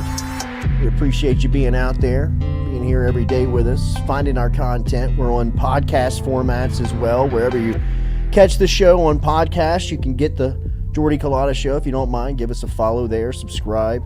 If you're watching on YouTube, as we said, all you got to do is click that bell button and you'll be alerted when we go live or if we have any type of content that we were pushing out. So especially on those sneaky Sunday shows, you never know when we're gonna pop up. You could be at Piccadilly, you could be at church, or you could be at home. I like the Sunday morning. I know you do, because you want to go to Gretna and go to a concert. I'm driving back from Alexandria at 3 in the morning. I'm such a morning head. I don't like my afternoons being taken up. No, that's okay. I like my most production of the day is done between 5 a.m. and noon. After lunch, I'm a little foggy. I can catch a second wind every now and again, but if you want the best of me, it's the morning. You've got to get me in the morning. It's because you're, of Italian descent, early travelers. For those that like to travel on boats. Yes. I mean, I know that I am very annoying to travel with, because come travel day, Columbus whether Day? it is leaving or arriving, I'm an early arriver, and I'm an early leaver. You know what I mean? I don't understand the people that want to hang out on the last day of the vacation until 4 and 5 o'clock in the afternoon. Oh, you just set yourself up for failure. I know they exist, and I know that they have good times, and I know that they don't understand people like me. But I just can't vibe with I'm not a drink after dinner type guy. Coffee after dinner? Once the dinner's over, I'm out. I'm not a 19th hole guy after the golf. You know, I'm rarely the back nine guy. I was about to say, if you make it all 18, you must have been playing great. I rarely make it to the turn, coach. Yeah, I mean, a lot of people I've played golf with some people after about 5 holes. They're like, well, that was fun. Yeah, you got every experience that you could have asked for in 5 holes. I saw that in my life, I was about 17, and it kind of gave me an excuse of, okay, there are people out there that exist that just don't apologize for it, and I could be one of those people. In fact, I'll out him. I don't think that he would mind this, because he's a very successful businessman, and he's a great dude, and he's been great to me, and has always been just cool, kind, and been there for me forever. Is Chuck Musgrove. He owns Roto-Rooter Plumbing. Oh, the greatest jingle of all time. That's right. And Chuck Musgrove is an unapologetic, like, I am on my time, and I am not apologizing for it. And, like, ever since I've seen him, like, eat at a group of, like, table, like, I mean, like, been, like, with, like, a 7-top, 8-top, and, like, sit down, order, eat, and drop cash, get up and leave, like, before people have, like, got their meal. Yeah. You know what I mean? Just to be like, I mean, I'm kind of done here. Oh man, okay. So you do this, and like same type of like golf, leave after 7 or 6 holes. Like, I got my fix. Yeah, I'm good. It's great to see everybody. Success has a lot to do with that. Whenever I don't know if it does, Lloyd. I mean, this was kind of a lot of people. If you pay for a whole golf round, you want to get your money's worth. I mean, look at me. Yeah, you know what I mean. I am by no means the definition. Yeah, but Webble is a little different than Pebble, right? And I will absolutely, unapologetically Irish goodbye anything. Yeah, anything. I'm the opposite. You are. Yeah, you are. The good time is always still right there. I don't complain. No, but I just don't get. You know, like I'm not. I'm so spatially unaware of time that it's like, oh, it's 2 in the morning. Like, I know when it's time to leave, but I'm never going to be the first one to go. I'll ride it out, but I'm not going to be the hanger on. You got to be aware of. I'm the first one to go before it's time to go. Right. Like, people are like, "Where'd you go?" And I'm but like, you could have missed. Golly, you could have gone. I know, and I've missed many a good time because of it. Yes, you missed the second wind, and it's easy. I've also missed jail time because of it. Well, we're still battling. Right. But yeah, that's where I catch my second wind. Like, if you can, I'm so terrified. The FOMO, I'm getting better at it now, but especially the college and before, I mean, you could miss something. Yeah. That people talk about for a month. I will say that once you get past I'm going to miss something. Yeah, once you miss enough things, I guess, you're like, I'll hear about it. It is a very, very liberating feeling. And things that we missed yesterday, we didn't capitalize on Columbus Day. We did not. Your day, with your favorite coach. A day that will live on forever. Another day that I was in the press luncheon with Leslie. Even that look. Just want to remind everybody that it's Columbus Day, that all those of you that know Italians and like Italians are the people that might venture onto a ship and travel to explore and find new lands. This is your day. So It's not St. Patty's Day. It's not. That's a different day entirely. Good afternoon. Just want to. That's how he opened up the presser. Dude. I'll never forget Michael Bonnet. Like Bonnet he always watches these. I mean, like, you've seen one, you've seen a million. Well, and Bonnet is like looking down at something, and I mean, like, Miles is like wishing everybody happy Columbus Day from a prepared statement. His head shoots up like he has been stung in the back by a dart. You know what I mean? Like casually listening. Just like, what is this guy talking about? Like, I'm about to be viral before viral is even a thing. He'll live on in infamy. I mean, that Les looked at the calendar and it has the national holidays on there, like Columbus Day, Martin Luther King Day, all those things that they just put in the small print. And he's like, oh, let's see what Columbus Day is all about. That's right. Now I know how I got my cold open. This is not St. Patrick's Day. Thank you, Coach. That's a totally different day entirely. Another one for the Irish, though. We'll take it. Columbus Day. But I didn't know it was so Italian specific, and maybe I need to do my research. Either. I mean, really, but I'm also taking Les Miles' word for it. Is it in this juncture? I don't think it is. That's the most I've ever heard about Columbus Day. Absolutely. More than I've gotten from a teacher. 100%. I mean, I don't even know what the the true celebration of Columbus Day is. I mean, are we celebrating Christopher Columbus, or are we celebrating the day he discovered America? I guess it's perfect for Les because Christopher Columbus was lost. He wasn't even looking for America. An idol. Yes. Another guy that just kind of found his way. I know I told you I don't read books, but if I did read books, I'd read this guy. This guy. Plenty of time. Fell into his ass into a country. A whole discovery. That's what Les did. He fell in backwards down to Baton Rouge. Like, oh, man, this seems pretty good. Got some talent down here. I guess I can win. Brandon Hollingsworth has thrown the whole chat into a tailspin. I mean, bro, just be a fan, bro. I mean, stop trying to break news. Hollingsworth is sweeping the gutter for rumors and has put one into the chat that has caused almost a combustion on YouTube over here on the Jordy Culotta Show. Perk? Yeah, Hollingsworth said that the rumor mill says that Perkins is very unhappy with the underdeveloped spot and is looking to get a bag from Texas in the offseason and is going to sign an NIL deal.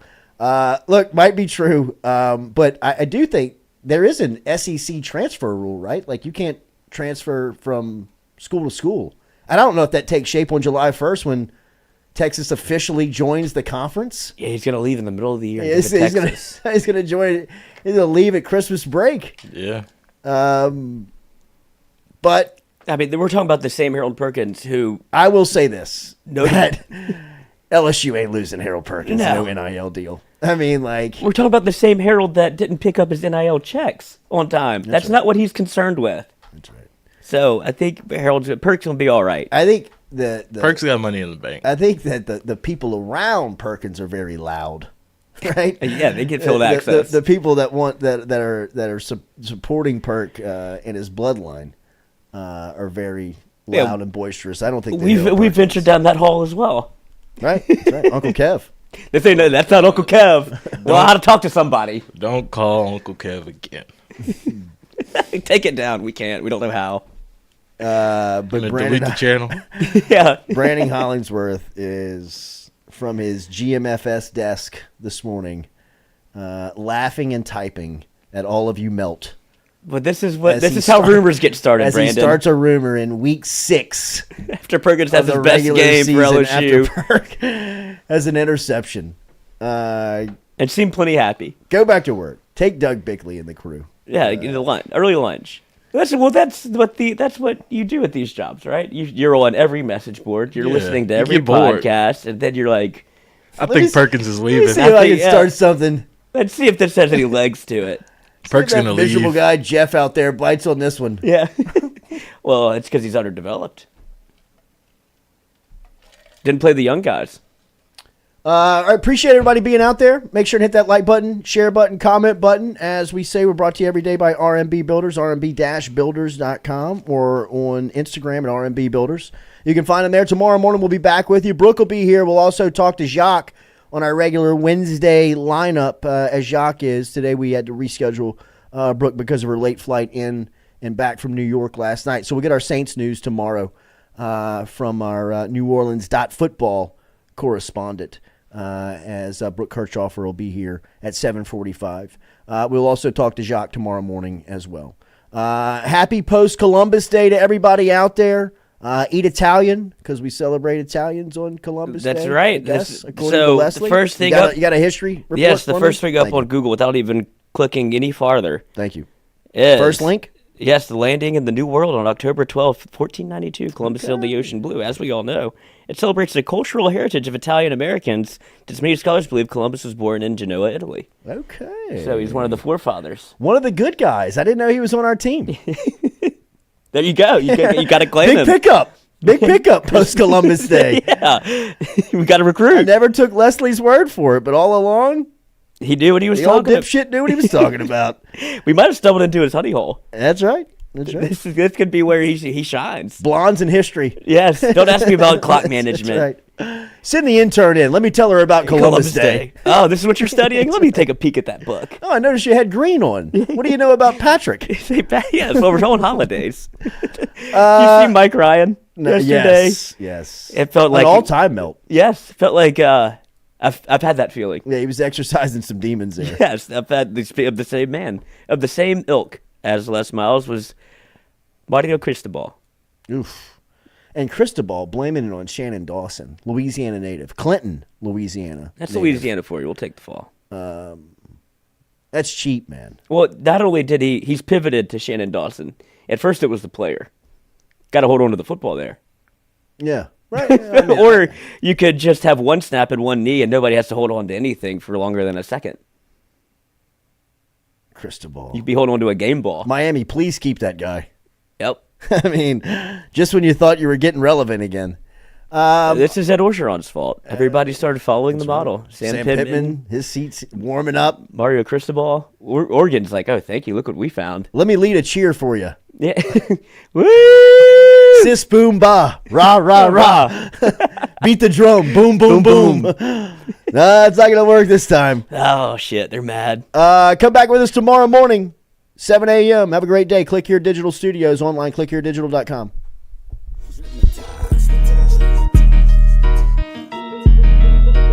Hey, Chino. Put my headphones up, bro. Right there. Monday through Friday from 7 to 9. Yeah, you see the notification, we about to go live. We got all your favorite guests, we got them in line. It's the Jordy Culotta Show, come have a good time. It's the hottest show around, we ain't gotta flex. Call up G, we get it done, we earning our respect. Tell recruits to let us in, where they going next. Throw up the L's, now we lit, band playing neck. From the boot to the east to the west coast. No matter where we at, we live, mic'd up for show. Open up the phone lines, come and join the show. Make sure you tell your friends about Jordy Culotta Show. Yeah, Monday through Friday from 7 to 9. Yeah, you see the notification, we about to go live. We got all your favorite guests, we got them in line. It's the Jordy Culotta Show.